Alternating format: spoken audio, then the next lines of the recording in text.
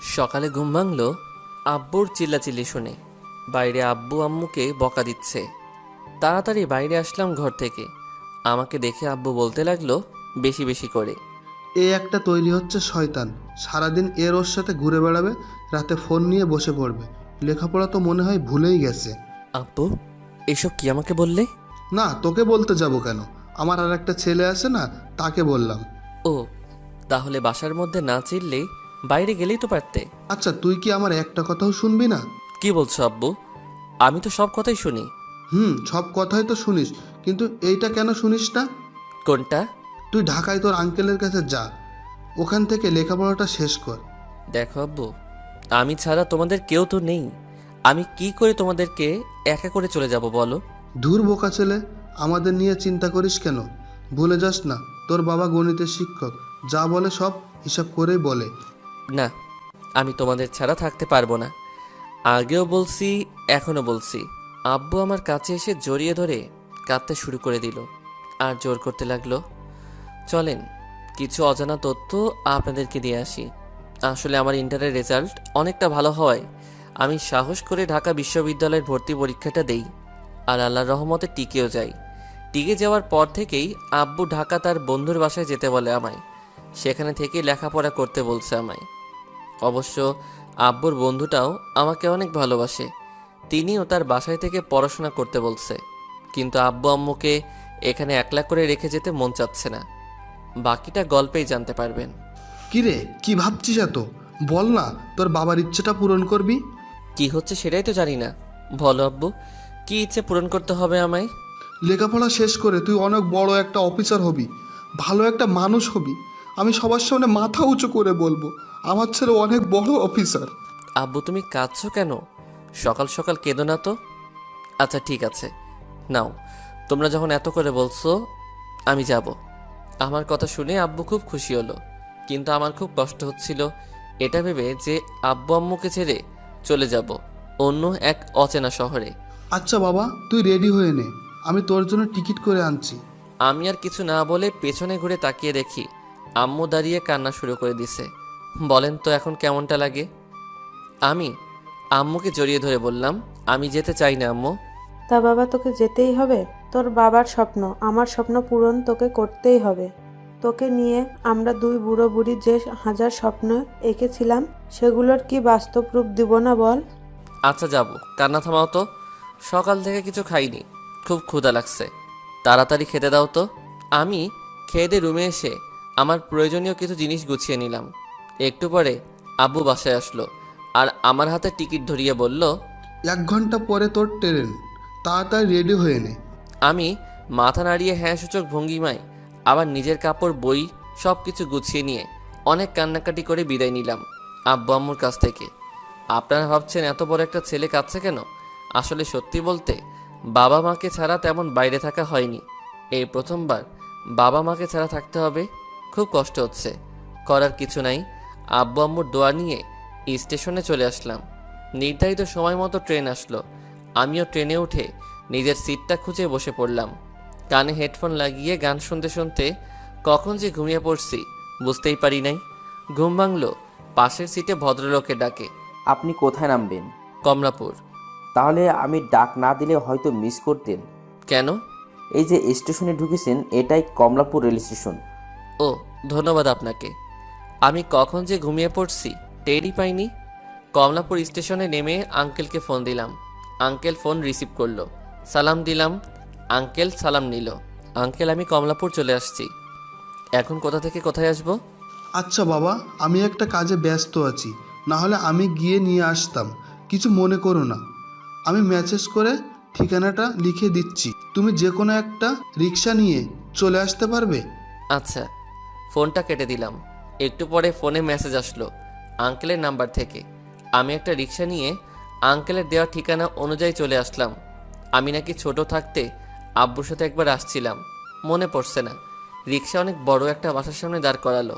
আমি নেমে বাড়ি নাম্বার চেক করলাম। এটাই সে আঙ্কেলের বাসা। বাহ, এত বড় বাড়ি! আমি রিক্সা ভাড়া দিয়ে পরিচয় দিয়ে ভিতরে ঢুকতে যাব, ঠিক তখনই কেউ আমাকে পেছন থেকে খুব জোরে একটা ধাক্কা মারলো।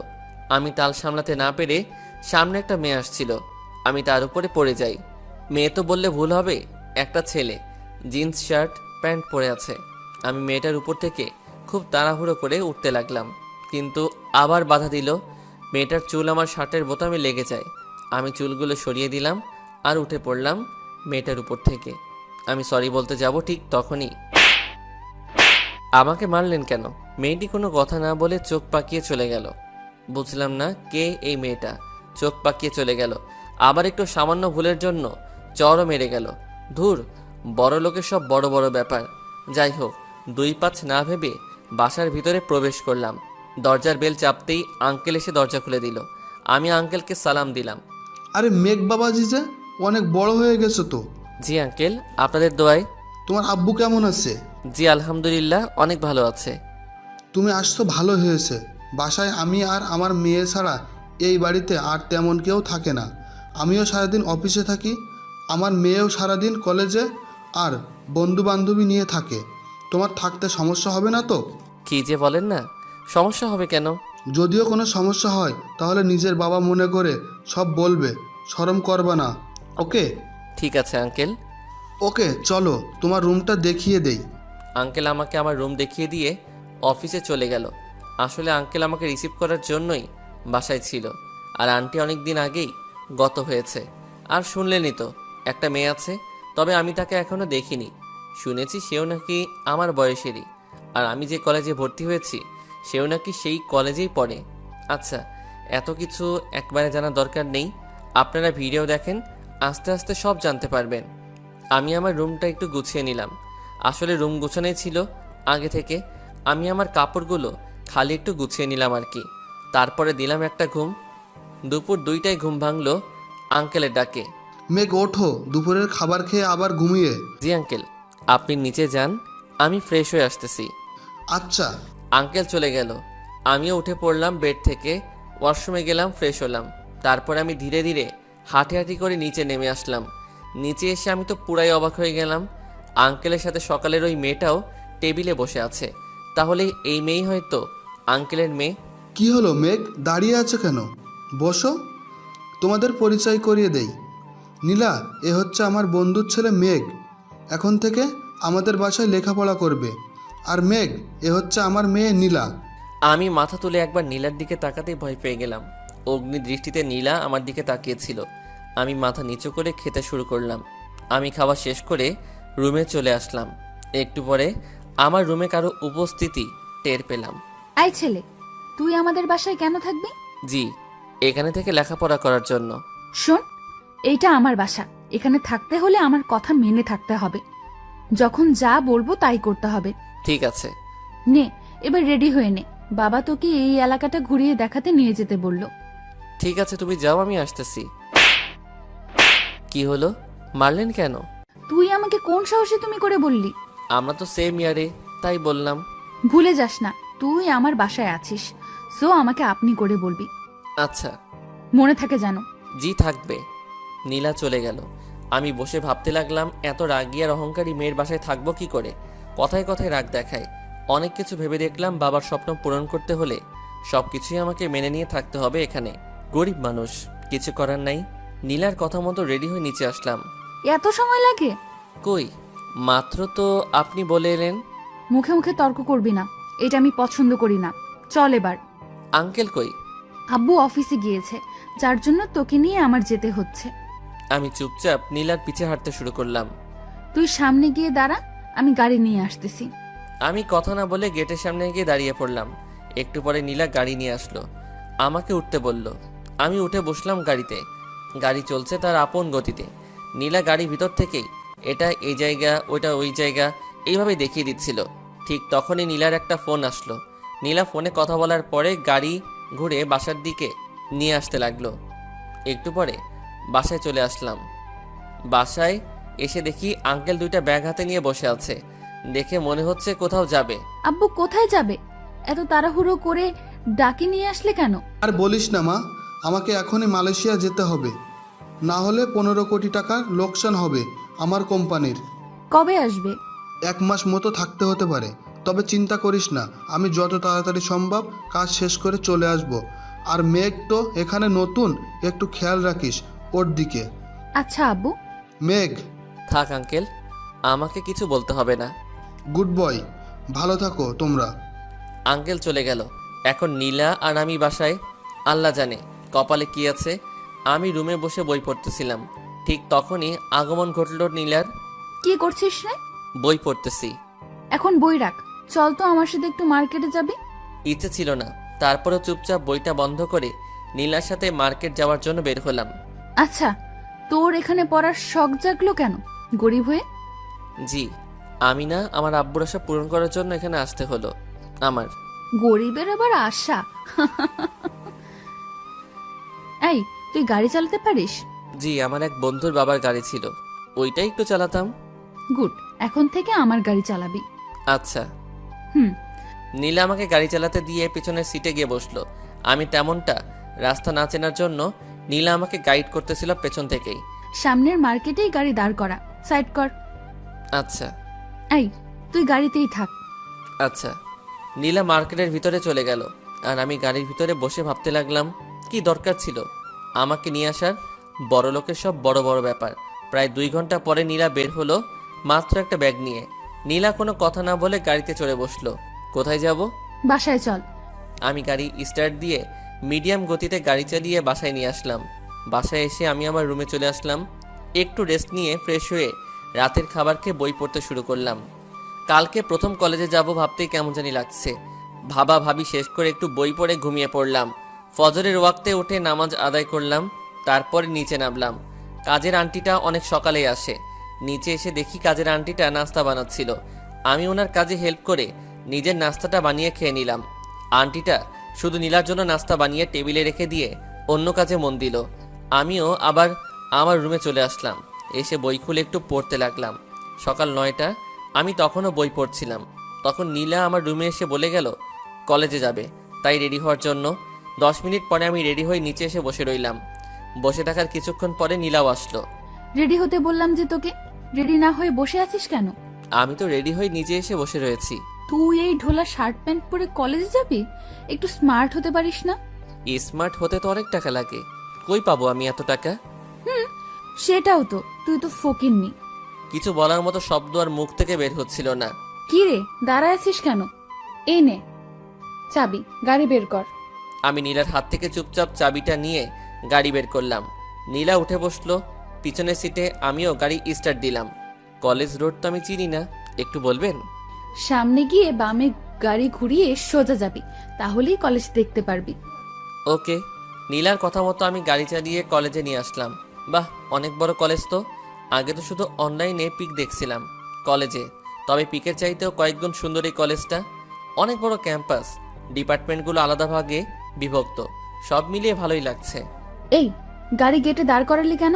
সামনে গিয়ে পার্কিং কর। ও সরি। আমি গাড়ি পার্কিং করে নীলার পিছে হাঁটতে লাগলাম, কেননা নীলাও তো একই ডিপার্টমেন্টের। কি রে, আমার পেছনে আসতেছিস কেন? না মানে আসলে আমি তো কিছুই চিনি না, তাছাড়া আপনিও তো একই গ্রুপেই।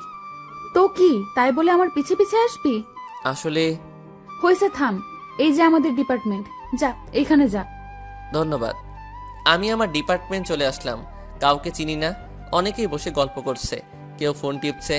আমি চারদিকে একবার চোখ বুলিয়ে পেছনের একটা সিটে গিয়ে বসে পড়লাম। কিছুক্ষণ পরে নীলা ও তার সাথে আরও কয়েকটা ছেলে মেয়ে ক্লাসরুমে ঢুকলো।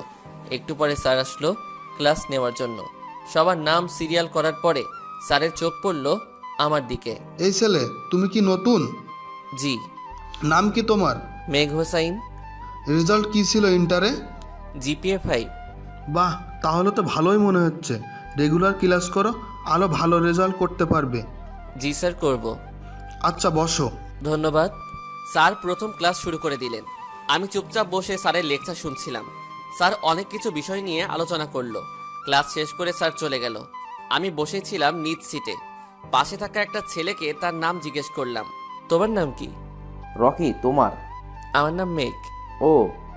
আমি নতুন তো, তাই যদি একটু হেল্প করতেন বন্ধু।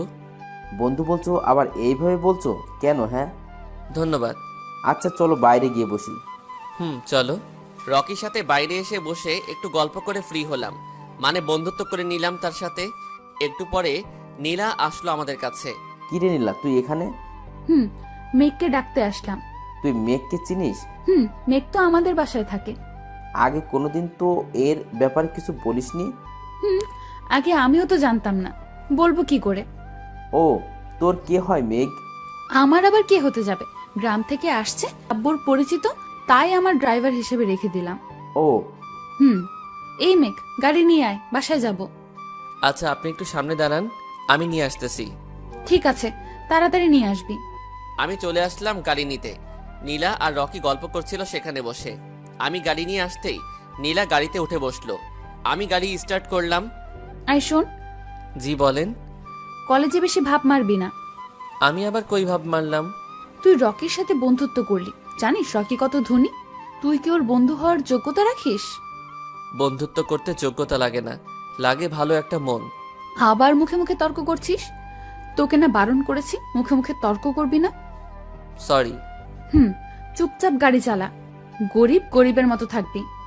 আমি আর কোনো কথা না বলে চুপচাপ গাড়ি চালিয়ে বাসায় নিয়ে আসলাম। আই শোন, একটু পরে আমার রুমে আসিস তো। জি আসবো। নীলা গাড়ি থেকে নেমে চলে আসলো। আমি গাড়ি পার্কিং করে আমার রুমে গিয়ে ফ্রেশ হয়ে নীলা রুমে আসলাম। গিয়ে দেখি নীলা ফোন চিপছিল। আমি আসছি। তোর সাহস কি করে হলো আমার অনুমতি না নিয়ে আমার রুমের ভেতরে প্রবেশ করার? সরি, আসলে আপনি আসতে বলেছিলেন আর রুমের দরজাটাও খোলা ছিল, তাই অনুমতি না নিয়ে চলে আসছি। ছোট লোকদের অভ্যাস কোনোদিন পরিবর্তন হয় না, তাই না? কিরে, কথা বলছিস না কেন? আমাকে কি জন্য আসতে বলছেন? এখানে দাঁড়া, আমি আসতেছি। আমি দাঁড়িয়ে ভাবতে লাগলাম, আর কত যে অপমান সহ্য করতে হবে। গরিব হয়ে জন্ম নেওয়াটা কি সত্যিই খারাপ? এই নে জুতোগুলো, একটু পলিশ করে নিয়ে আয় তো। আমি কোনো কথা না বলে জুতোগুলো নিয়ে চলে আসলাম। কিছু তো করার নাই, কপালে হয়তো এগুলোই লেখা ছিল। অনেক হাঁটাহাঁটি করে জুতো ঠিক করার লোককে দেখতে পেলাম। আঙ্কেল, জুতোগুলো একটু পালিশ করে দেন তো। আচ্ছা দাও, আর একটু দাঁড়িয়ে থাকো, হাতের কাজটা শেষ করে পালিশ করে দিচ্ছি। আমি দাঁড়িয়ে আছি, তখনই পেছন থেকে কেউ আমাকে মেঘ বলে ডাক দিল। আমি পেছনে ঘুরে তাকিয়ে দেখি রকি ডাকছে রাস্তার অন্য পাশ থেকে। তাই আমি রকির দিকে এগিয়ে গেলাম। কি বন্ধু, এখানে কেন? নীলার জুতো পালিশ করার জন্য আসছি। তুমি এখানে কি করছো? আমি তো এখানেই থাকি। ও, চলো সামনে কোথাও বসি। জুতো পালিশ করতে দিলাম যে। পালিশ করে রেখে দিবে, সমস্যা নেই, চলো। আচ্ছা চলো। আমি রকির সাথে সামনের একটা স্টলে গিয়ে বসলাম। আচ্ছা মেঘ, তোমার গ্রামের বাড়ি কই? শান্তিনগর। ও আচ্ছা মেঘ, আমরা তো বন্ধুই, সো এখন থেকে তুমি না তুই করে কথা বলবা, ওকে? আচ্ছা, ব্যাপার না। কি খাবি বল? কিছু না, চলো উঠি। তাড়াতাড়ি বাসায় যেতে হবে, তা না হলে নীলা রাগারাগি করবে। আচ্ছা, আর শোন, নীলা অনেক রাগী, দোস্ত সাবধানে থাকিস। আচ্ছা, ক্লাস স্টুডেন্ট আছে তোর কাছে? আছে, কিন্তু এখানে নেই, তোর বাসায় আছে। ও। ও তোর ফোন নাম্বার তো আমার কাছে নেই। এভাবে কথা বলা বলি করে রকির সাথে আমার খুব ভালো বন্ধুত্ব হয়ে গেল একদিনেই। আচ্ছা দোস্ত থাক, আমি যাই, না হলে আবার বকা খেতে হবে। আচ্ছা, কাল কলেজে আসবি তো? আসবো। ওকে, কাল দেখা হবে তাহলে। কাল ক্লাস রুটিনটা নিয়ে আসিস। ওকে দোস্ত। আমি রকির কাছ থেকে বিদায় নিয়ে জুতো ঠিক করা দোকানে এসে নীলার জুতোগুলো নিয়ে বাসায় চলে আসলাম। আসতে পারি? আয়। এই যে নিন আপনার জুতো। এইখানে রাখ। আর গেছিস তো অনেক আগে, আসতে এত লেট করলি কেন? আসলে রকির সাথে দেখা হয়েছিল তো, তাই একটু লেট হলো। আচ্ছা যা, তোর রুমে যা। আমি আমার রুমে চলে আসলাম। নীলার রুম থেকে বের হয়ে আমার রুমে আসলাম। ফ্রেশ হয়ে একটু বই পড়তে শুরু করলাম। আমি তো এখানে পড়তেই আসছি, তাই আমার উচিত পড়াশোনাকে প্রাধান্য দেওয়া। তাই পড়তে বসলাম। রাত 10টা। নীলা ডাকছে আমায়, তাই বাধ্য হয়ে বইটা বন্ধ করে নীলার রুমে আসলাম। নীলার পারমিশন নিয়ে। এই, আমার ক্ষুধা লাগছে, খাবার গরম করে নিয়ে আয়। আমি? তো তুই না, কে আছে এই বাসায়? যা, কথা না বাড়িয়ে তাড়াতাড়ি খাবার গরম করে নিয়ে আয়। আমি তো কোনো দিন করি নাই। করিস নাই, আজ করবি? যা, কথা বাড়াস না। কি আর করার, চলে আসলাম রান্নাঘরে। এসে কিছু খাবার গরম করে নীলার রুমে নিয়ে আসলাম। আপনার খাবার রেডি করে রাখবো? টেবিলে রাখে যা। আমি খাবারগুলো টেবিলে রেখে আবার রান্নাঘরে আসলাম। নিজের জন্য কিছু খাবার বেড়ে নিয়ে খেতে বসলাম। খাওয়া দাওয়া শেষ করে আমি আমার রুমে চলে আসলাম। আবারও বই খুলে একটু পড়ায় মন দিলাম। পড়তে পড়তে কখন যে ঘুমিয়ে পড়ছি বুঝতেই পারি নাই। ফজরের আজানে ঘুমটা ভেঙে গেল। উঠে উজু করে নামাজ পড়ে একটু ছাদে উঠলাম। সকালে ছাদে যাওয়ার মজাই নাকি আলাদা। সত্যি অনেক মজা। শীতল হাওয়া, পাখির ডাক, সব মিলিয়ে ভালোই লাগছিল। কিন্তু এই ভালো লাগাটা বেশিক্ষণ থাকলো না। কে যেন ফুল ভলিউম দিয়ে ইংলিশ গান চালাতে লাগলো। বিরক্ত হয়ে নিচে নামতে লাগলাম। নিচে এসে আরো জোরে সাউন্ড পাচ্ছি। একটু নামতেই বুঝতে পারলাম এইটা নীলার রুম থেকে আসতেছে। একটু পরে কাজের আন্টিটা আসলো আর বলে গেল নাস্তা রেডি করছে, খেয়ে আসতে। আমি আবার নীলার রুমে বলে আসতে বললাম আন্টিকে। আন্টি নীলার রুমের দিকে চলে গেলেন। আমি নিচে এসে নাস্তা করা শুরু করে দিলাম। আমি আবার সকালের খিদে সহ্য করতে পারি না। ওই ফকিন্নির বাচ্চা, সব আবার রাক্ষসের মতো খেয়ে ফেলিস না। নীলার কথা শুনে আর খাবার ভিতরে যাচ্ছিল না, তাই আর না খেয়ে উঠে চলে আসছিলাম। দেখ না, ফকিরের আবার রাগও আছে। আমি কোনো কথা না বলে চলে আসলাম। একটু পরে কলেজে যাওয়ার জন্য রেডি হয়ে নীলার রুমের সামনে আসলাম। আসতে পারি? হ্যাঁ, আয়। কলেজে যাবেন না? না, তুই যা। আচ্ছা। আমি কলেজে যাওয়ার উদ্দেশ্যে বেরিয়ে পড়লাম রাস্তায়। সামনে গিয়ে বাসে উঠবো ভাবতেছি, তখনই কই থেকে যেন রকি বাইক নিয়ে সামনে চলে আসলো। ওঠ। কলেজে যাবি? ওঠ। আমি রকির বাইকে উঠে পড়লাম। সকালে নাস্তা করছিস? করে আসলাম। তুই? রে, মাত্র করে বের হলাম। ও। তা নীলা কই? কলেজে যাবে না? বাসায় আছে। আমি জিজ্ঞাসা করতে গিয়েছিলাম, বলল তো আসবে না। ও। কথা বলতে বলতে কলেজে চলে আসলাম। কলেজে এসে অবাক হয়ে গেলাম নীলাকে দেখে। কি রে, তুই না বললি কলেজে আসবে না নীলা? আমাকে তো তাই বলছিল। ও আচ্ছা, বাদ দে, চল আড্ডা দেই। ক্লাস নেই? আচ্ছা, তবে একটু পরে। ও, ক্লাস রুটিনটা নিয়ে আসছিস তো? দাঁড়া দিচ্ছি। রকি তার ব্যাগ থেকে রুটিনটা বের করে আমাকে দিল। ধন্যবাদ। বন্ধু বলিস আবার ধন্যবাদ দিতেছিস, এটা কেমন হলো? আচ্ছা চল ক্লাসে যাই। বসবি না? না, চল ক্লাসে গিয়ে বসি। ওকে চল। আমি আর রকি ক্লাসরুমে এসে সামনের সিটে বসে পড়লাম। একটু পরে স্যার চলে আসলো। ক্লাস শুরু হওয়ার কয়েক মিনিট পরে নীলা আর নীলার বান্ধবীরা সবাই ক্লাসে আসলো। স্যার লেকচার দেওয়া শুরু করে দিল। ক্লাস শেষ হওয়ার কিছু আগে প্রথম টেস্ট পরীক্ষার নোটিশ দিয়ে দিল স্যার। স্যার আরও বলল প্রতিবারের মতো এইবারও যে প্রথম হবে পরীক্ষায় তাকে নাকি পুরস্কৃত করা হবে। স্যার ক্লাস শেষ করে চলে গেলেন। রকি, আমার তো তেমন পড়াই হলো না, কিছু নোট ধার দিবি? আচ্ছা, বিকালে দেখা করিস। আচ্ছা। আই মেক, বাসায় যাবি না? হ্যাঁ যাব। ও, তাহলে তাড়াতাড়ি গেটে আয়। আচ্ছা। নীলা চলে গেল। আচ্ছা তাহলে আমি যাই রে, বিকেলে দেখা করব। আচ্ছা, ফোন দিস একটু। আচ্ছা। আমি রকিকে বিদায় দিয়ে গেটে এসে দাঁড়াতেই নীলা গাড়ি নিয়ে আসলো। আমি গাড়িতে উঠলাম। নীলা গাড়ি চালাতে লাগলো। আচ্ছা, আপনি যে সকালে বললেন কলেজে আসবেন না, তাহলে আবার আসলেন যে? কেন আসলাম তার জবাব কি তোকে দিতে হবে? আবার তোর সাহস কি করে হলো আমাকে প্রশ্ন করার? সরি। ছোট লোক সবসময় ছোট হয়ে থাকবি, বড় হওয়ার চেষ্টা ভুলেও করিস না। আমি কি করব না করব এসব বিষয় নিয়ে আমার বাবাও কোনোদিন জানতে চায় না। আর তুই কি করে, কোথা থেকে এত সাহস কি পাস আমার সাথে তর্ক করার? আমাকে প্রশ্ন করিস, আমি বুঝি না। বাসায় গিয়ে আজ মজা দেখাবো। আমি চুপচাপ বসে ভাবতে লাগলাম কি যে কপালে আছে আজ, কেন যে প্রশ্ন করতে গেলাম। কি রে ফকিন্নির বাচ্চা, কি ভাবিস? দেখেন, আমাকে যা খুশি বলতে পারেন, কিন্তু আমার মা বাবাকে নিয়ে কোনো কথা বলবেন না। কি রে, তোর বাবা আমেরিকায় ভিক্ষা করে নাকি? দেখেন, যা খুশি যা ইচ্ছে হয় আমাকে বলেন, যা করতে ইচ্ছে হয় আমার সাথে করেন, কিন্তু দয়া করে আমার মা বাবাকে নিয়ে কিছু বললেন না। নীলা কি যেন বুঝে চুপচাপ গাড়ি চালাতে লাগলো। বাসায় চলে আসলাম। নীলা গাড়ি থেকে নেমে গেল। এই গাড়ি পার্কিং করে তাড়াতাড়ি আমার রুমে আসো তো, কাজ আছে। আচ্ছা। নীলা ভিতরে চলে গেল, তাই আমি গাড়িটা পার্কিং করে নীলার রুমের সামনে গিয়ে, আসতে পারি? আই। আমি দাঁড়িয়ে আছি মাথা নিচু করে নীলার সামনে। এই ড্রেসটা নিয়ে যা, আর ভালো করে ধুয়ে আয়রন করে রেডি করে রাখিস তো। বিকেলে আমি একটু বাইরে যাব, তুইও রেডি হয়ে থাকিস। আচ্ছা। আমি ড্রেসটা নিয়ে চলে আসলাম। এসে ড্রেসটা পরিষ্কার করে ছাদে শুকানোর জন্য দিয়ে আসি। আমি গোসল করে দুপুরের খাবার খেয়ে একটু বসে বই পড়তেছিলাম। ঠিক তখনই নীলা চলে আসলো। আমার ড্রেস আয়রন করছিস? শুকানোর জন্য ছাদে দিয়ে আসছি তো। ও আচ্ছা, তাড়াতাড়ি নিয়ে এসে আয়রন করে আমার রুমে নিয়ে আয়। আচ্ছা। নীলা চলে গেল, কি আর করার, চলে গেলাম ছাদে। গিয়ে ড্রেসটা নিয়ে রুমে চলে আসলাম। রুমে এসে ড্রেসটা আয়রন করে নীলার রুমে গেলাম দিতে। আসতে পারি? আয়। আপনার ড্রেস এইখানে রেখে চলে যা, আর তুইও রেডি হয়ে নে। আচ্ছা। আমার রুমে এসে ভাবতে লাগলাম আমি আবার কি রেডি হব? আমি তো একটা ফকিন্নি। না, শার্টটা পরিবর্তন করে নেই। আমি ভালো একটা শার্ট, ভালো বলতে তেমনটা না, 6 মাস আগের কিনে একটা শার্ট পরে নিলাম। আমি রুমে শার্টটা পরে রুমে বসেছিলাম, তখনই নীলার ডাক শুনতে পেলাম, তাই তাড়াতাড়ি নিচে চলে আসলাম। কিরে, তোকে রেডি হয়ে থাকতে বললাম? আমি তো রেডি হয়ে আছি। ও, ভুলেই তো গেলাম, তুই তো একটা ফকিন্নি।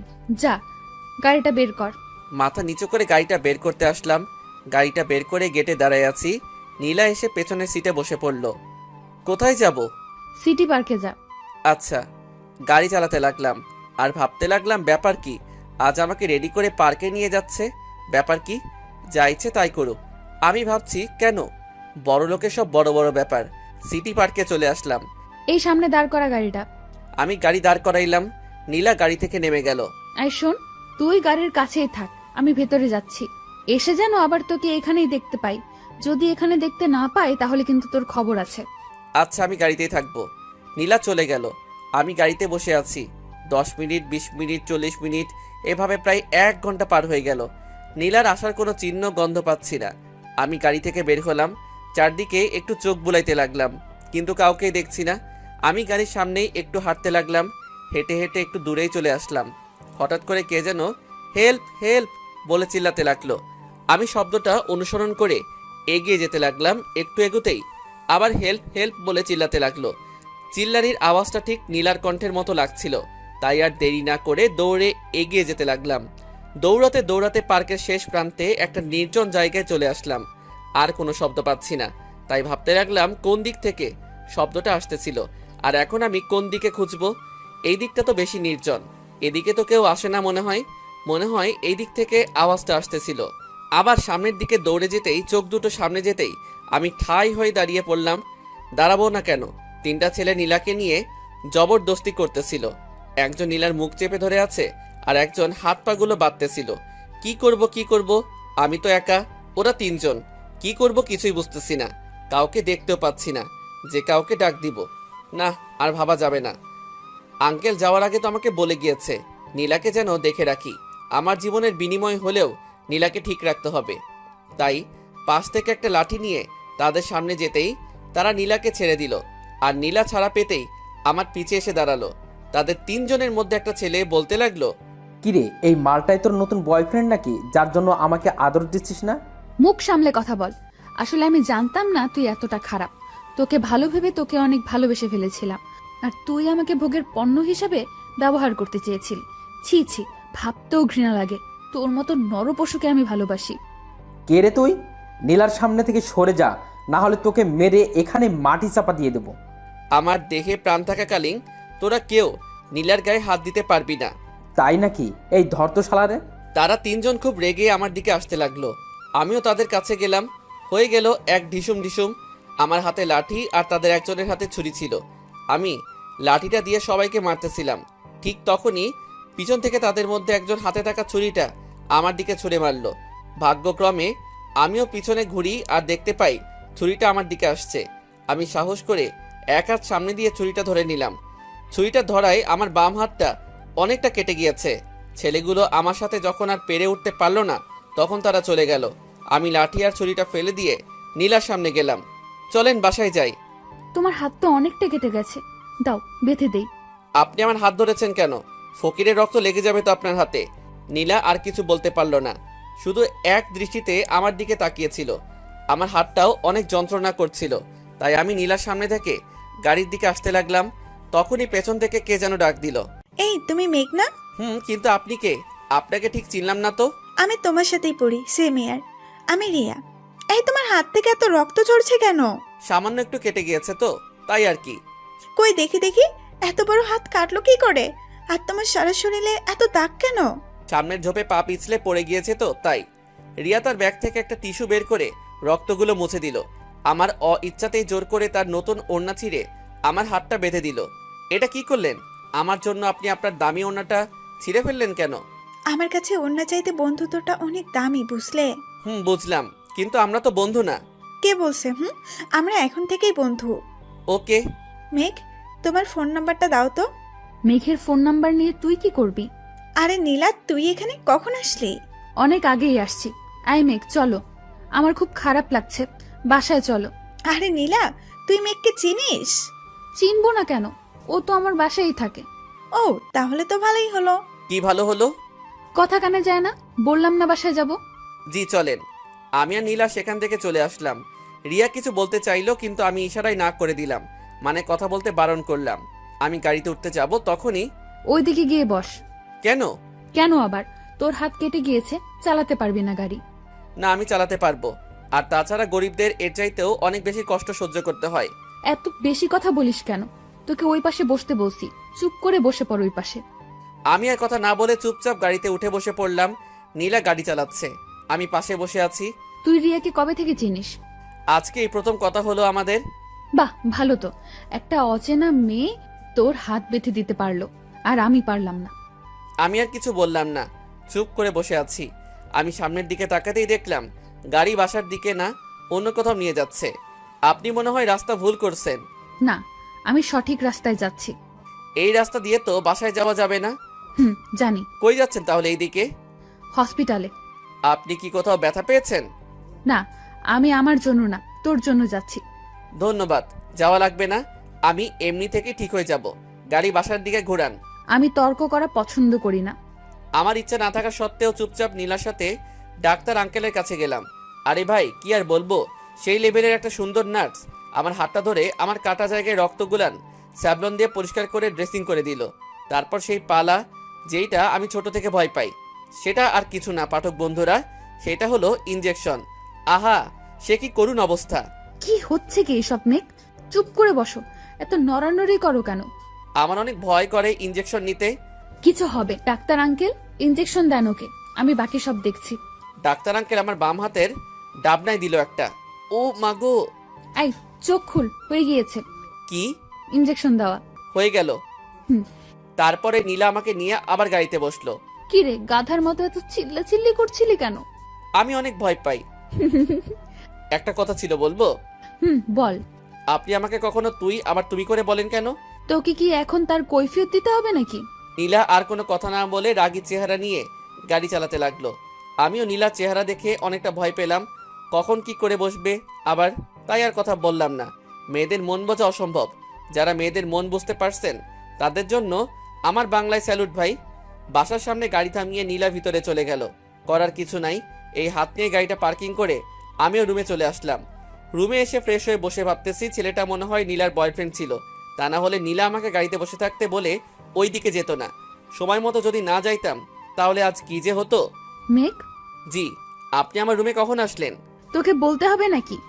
এটাই আমার বাসা, যখন যেখানে খুশি আমি যেতে আসতে পারি, বুঝলি? কি বললাম আর কি শুনিয়ে দিল? এর নামই বুঝি বড় লোক। কিছু বললি? না তো। আর কয়েকদিন পরে তো পরীক্ষা শুরু, তাই তুই যদি চাস আমার নোটগুলো কয়েকদিনের জন্য নিতে পারিস। ধন্যবাদ, আপনার নোট লাগবে না, রকির থেকে নিয়ে নিব। আচ্ছা, তোর হাতের অবস্থা কেমন? আমি আমার হাতটা সামনে বাড়িয়ে দিলাম। হাত বাড়াস কেন? আপনি না জানতে চাইলেন তাই হাত বাড়িয়ে দিলাম, দেখে বুঝে নেন কেমন অবস্থা। তোর সাহস কিন্তু দিন দিন বেড়ে যাচ্ছে, ভুলে যাস না আমি কে। নীলা রাগী একটা লুক দেখিয়ে চলে গেল। শালা কপালটাই খারাপ, একে তো গরিব দুয়েতে পড়ছি, এক অহংকারী মেয়ের হাতে সারাদিনটা এভাবে শুয়ে থেকে পার করে দিলাম। পরের দিন সকালে প্রতিদিনের মতো নাস্তা করে নীলার কাছে গেলাম। আসতে পারি? আয়। কলেজে যাবেন না? আমার যেতে একটু লেট হবে, তুই চলে যা। আচ্ছা। চলে আসলাম নীলার রুম থেকে। বাসার নিচে এসে রকিরে ফোন দিলাম। হ্যালো দোস্ত। কলেজে যাবি কখন বন্ধু? এই তো দোস্ত, রেডি হচ্ছি। আচ্ছা, আমি রাস্তার পাশে দাঁড়িয়ে আছি। কোন রাস্তায় দাঁড়িয়ে আছিস? নীলাদের বাসার সামনের রাস্তায়। আচ্ছা দোস্ত, 5 মিনিট দাঁড়া, আমি আসতেছি। আচ্ছা বন্ধু। কয়েক মিনিট পরে রকি তার বাইক নিয়ে চলে আসলো। কি রে দোস্ত, তোর হাতে ব্যান্ডেজ কেন? আর বলিস না, কালকে রাস্তায় হাঁটতেছিলাম, তখন একটা মানুষের সাথে ধাক্কা খেয়ে পড়ে যাই, আর এই অবস্থা। ও, ডাক্তার দেখেছিস? আচ্ছা ওঠ। আমি আর রকি কলেজে চলে আসলাম। আপনারা ভাবছেন তো কেন আমি রকিকে মিথ্যা বললাম?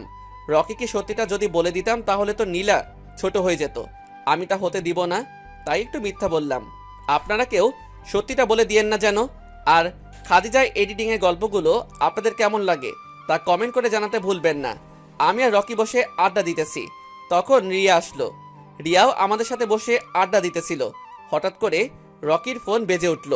আচ্ছা তোমরা একটু গল্প করো, আমি আসতেছি। কি রে, ভাবি নাকি? ওই রকমই। রকি চলে গেল। আচ্ছা রিয়া, রকি কি বিবাহিত? আরে না। তাহলে ভাবি পাইলে কই? আরে পাগল, ওই ফোনটা ছিল রকির প্রেমিকার। রকি প্রেম করে আর আমি জানতাম না? সবাই তোমার মতো নাকি যে সিঙ্গেল থাকবে সারা জীবন? তার মানে তোমারও বয়ফ্রেন্ড আছে? আরে না, তবে তবে কি? খুব তাড়াতাড়ি হয়ে যাবে। কি হবে? কিছুই না, গাধা একটা। চলো ক্লাসে যাই। তাই চলো। আমি আর রিয়া ক্লাসে চলে আসলাম। ক্লাসে এসে দেখলাম নীলাও চলে আসছে। আমি নীলার সামনে দিয়ে যেতেই নীলা আমাকে থামতে বলল। জি বলেন। কই ছিলি এতক্ষণ? বাইরে বাইরে কি করছিলিস? বসে একটু গল্প করছিলাম রকি আর রিয়ার সাথে। কলেজে কি গল্প করার জন্য আসছিস? আয় নীলা, কি শুরু করলি? আই তুই চুপ থাক। আচ্ছা নীলা, তোর সমস্যা কি? মেঘের সাথে এমন করছিস কেন সব সময়? আমি করছি মেঘের সাথে, তোর কি সমস্যা হচ্ছে? তুই এত চেতস কেন? মেঘ, তুমি চুপ থাকো তো, আমাকে কথা বলতে দাও। আমি সেই দিনও দেখলাম নীলা তোমার সাথে খারাপ ব্যবহার করছে। আমি যদি খারাপ ব্যবহার করেও থাকি তাহলে তা মেঘের সাথেই তো করেছি। তুই কেন এত জ্বলছিস? বুঝলাম না, কি হয় মেঘ তোর? মেঘ আমার ভালো বন্ধু। আচ্ছা রিয়া, তুমি সত্যি আমার বন্ধু হয়ে থাকো। প্লিজ এখান থেকে চলে যাও, প্লিজ প্লিজ। চলে যেতে বলছিস কেন? তোর জন্যই তো এসব শুরু হয়েছে। আমি তার জন্য দুঃখিত। রিয়া আর কোনো কথা না বলে চলে গেল। আজ বাসায় গিয়ে তোর ব্যবস্থা করব। আর কোনো কথা না বলে চুপচাপ বসে পড়লাম পিছনের একটা সিটে। যদি আমি কথা বলতাম তাহলে হয়তো আমাকেই আরও অপমান সহ্য করতে হতো, তাই চুপচাপ বসে পড়লাম। একটু পরে স্যার আসলো, ক্লাস নিয়ে চলেও গেল। আর 2 দিন পর থেকে পরীক্ষা শুরু হবে আমাদের, তাই আর ক্লাস হবে এই 2 দিন। এমনিতেও তেমন ক্লাস হয় না। যাই হোক, ক্লাস শেষ করে ক্যাম্পাসে একলা বসে আছি। কই থেকে যেন রিয়া আবার হাজির হলো। মেঘ, বলো। নীলা তোমার কে হয়? আমার কেউ না, তবে আমি তাদের বাসায় থাকি। কেউ হয় না? তাহলে কেন থাকছো ওর বাসায়? আমি আব্বুকে বলছি কাল থেকে আমাদের বাসায় থাকবে তুমি। আরে না, আসলে নীলার আব্বু আমার আব্বুর বন্ধু, তাই আব্বু আমাকে তাদের বাসায় থাকতে বলছে। আর আমার পক্ষে সম্ভব না ওই বাসা ছাড়া, যতই কষ্ট হোক না কেন আমাকে ওইখানেই থাকতে হবে। আমি আঙ্কেলের সাথে কথা বলি। না, আব্বু রাজি হবে না কিছুতেই। এসব কথা বাদ দাও তো। নীলা তোমাকে অনেক কষ্ট দেয়, তাই না? আরে না, বাদ দাও তো। রকির আগমন ঘটলো। কিরে, ক্লাসে যাসনি তোরা? গিয়েছিলাম তো। তাহলে এখানে কেন? ক্লাস শেষ। এত তাড়াতাড়ি? কয়দিন পর পরীক্ষা শুরু হবে, তাই তেমন সময় দেয়নি স্যার।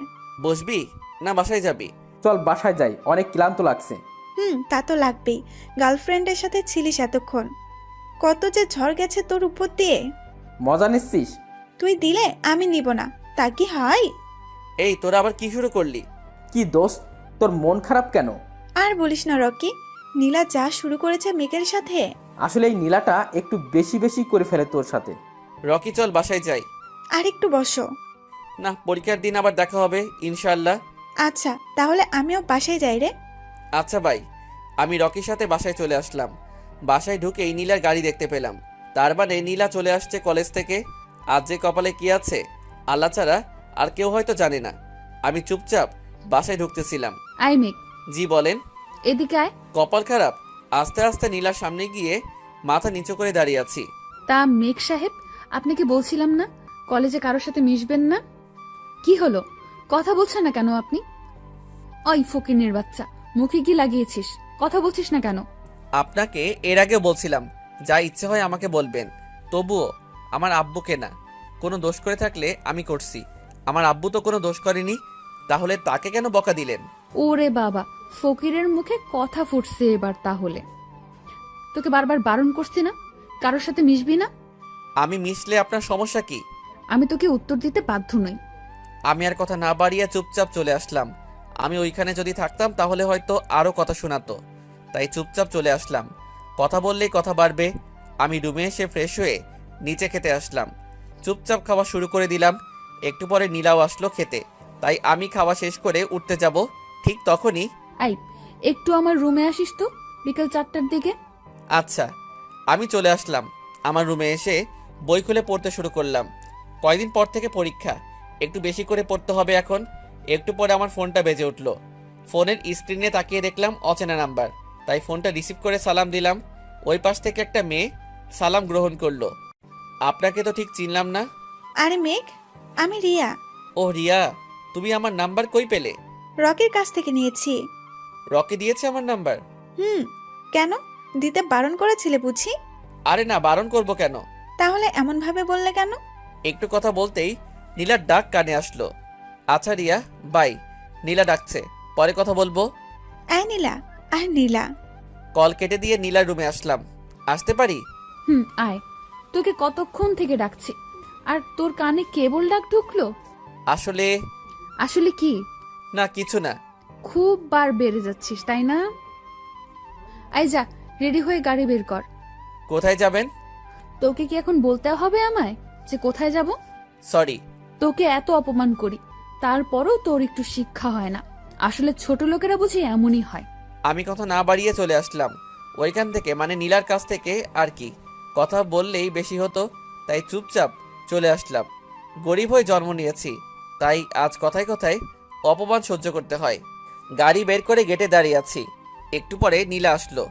এই প্রথম আমার দেখা নীলা শাড়ি পরছে। অসম্ভব সুন্দর লাগছে। নীল শাড়ি, ম্যাচিং ব্লাউজ, চোখ ফেরাতেই পারছি না।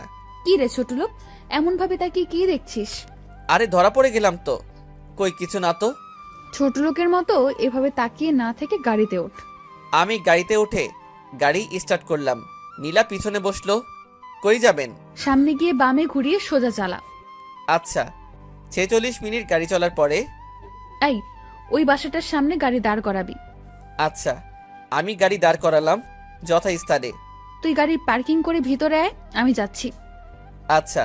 নীলা ভিতরে চলে গেল। আমি গাড়িটা এক সাইডে পার্কিং করে ভিতরে আসলাম।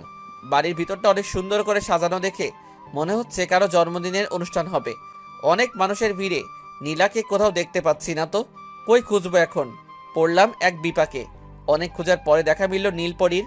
এখানে সবাই কত সুন্দর ড্রেস আপে আসছে, আর আমি থাক আর বললাম না। নীলা আমাকে ইশারায় ডাকলো তাদের কাছে। আমি গেলাম নীলার পাশে। কি রে নীলা, এটাই তোর ড্রাইভার? রে দোস্ত। দেখতে তো অনেক কিউট, কিন্তু একটু গেও। সবাই হেসে উঠলো। আচ্ছা বাদ দে দোস্ত, চল কেক কাট, সময় হয়ে আসছে। কেক কাটা শেষ করে সবাই সবাইকে কেক খাইয়ে দিচ্ছে।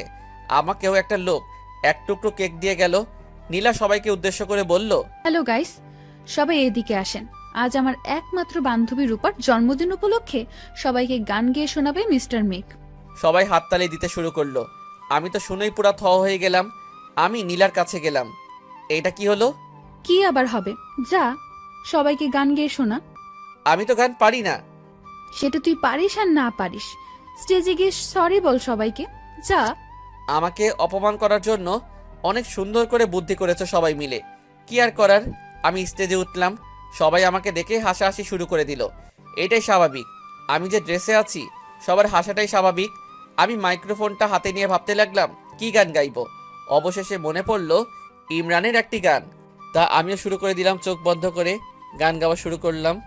ও আমার বন্ধু গো, চিরসাথী পথ চলা, তোমারই জন্য গড়েছি আমি মঞ্জিল ভালোবাসা। গান শেষ হওয়া মাত্র সবাই হাততালি দিতে শুরু করলো। আরও একটা গান গাওয়ার জন্য রিকোয়েস্ট করলো সবাই, তাই আরও একটা গান গাইলাম। গান গাওয়া শেষ করে স্টেজ থেকে নামতেই সবাই আমাকে ঘিরে ধরে বলতে লাগলো আমি কোনো শিল্পী নাকি। একটু পরে রূপাও আসলো। ধন্যবাদ মেঘ, কেন? এত সুন্দর দুইটা গান উপহার দেওয়ার জন্য। আরে তার জন্য আবার ধন্যবাদ দিতে হবে নাকি? এক এক করে আরো অনেকগুলো মেয়ে আসলো ধন্যবাদ দেওয়ার জন্য। কই থেকে যেন নীলা আমার কাছে এসে এক টানে বাইরে নিয়ে আসলো। কি রে, মেয়ে দেখলেই কথা বলতে আর ভাব জমাতে মন চায় তাই না, ফকিরের বাচ্চা? আমি তো কথা বলতে চাইনি, তারাই তো আসতেছিল। হয়েছে, আমার সামনে ভাব নিস না। আমি আবার কি ভাব নিলাম? গাড়ি নিয়ে আয়, বাসায় যাব। অনুষ্ঠান তো শেষ হয়নি এখনো। আমি বলছি না বাসায় যাব।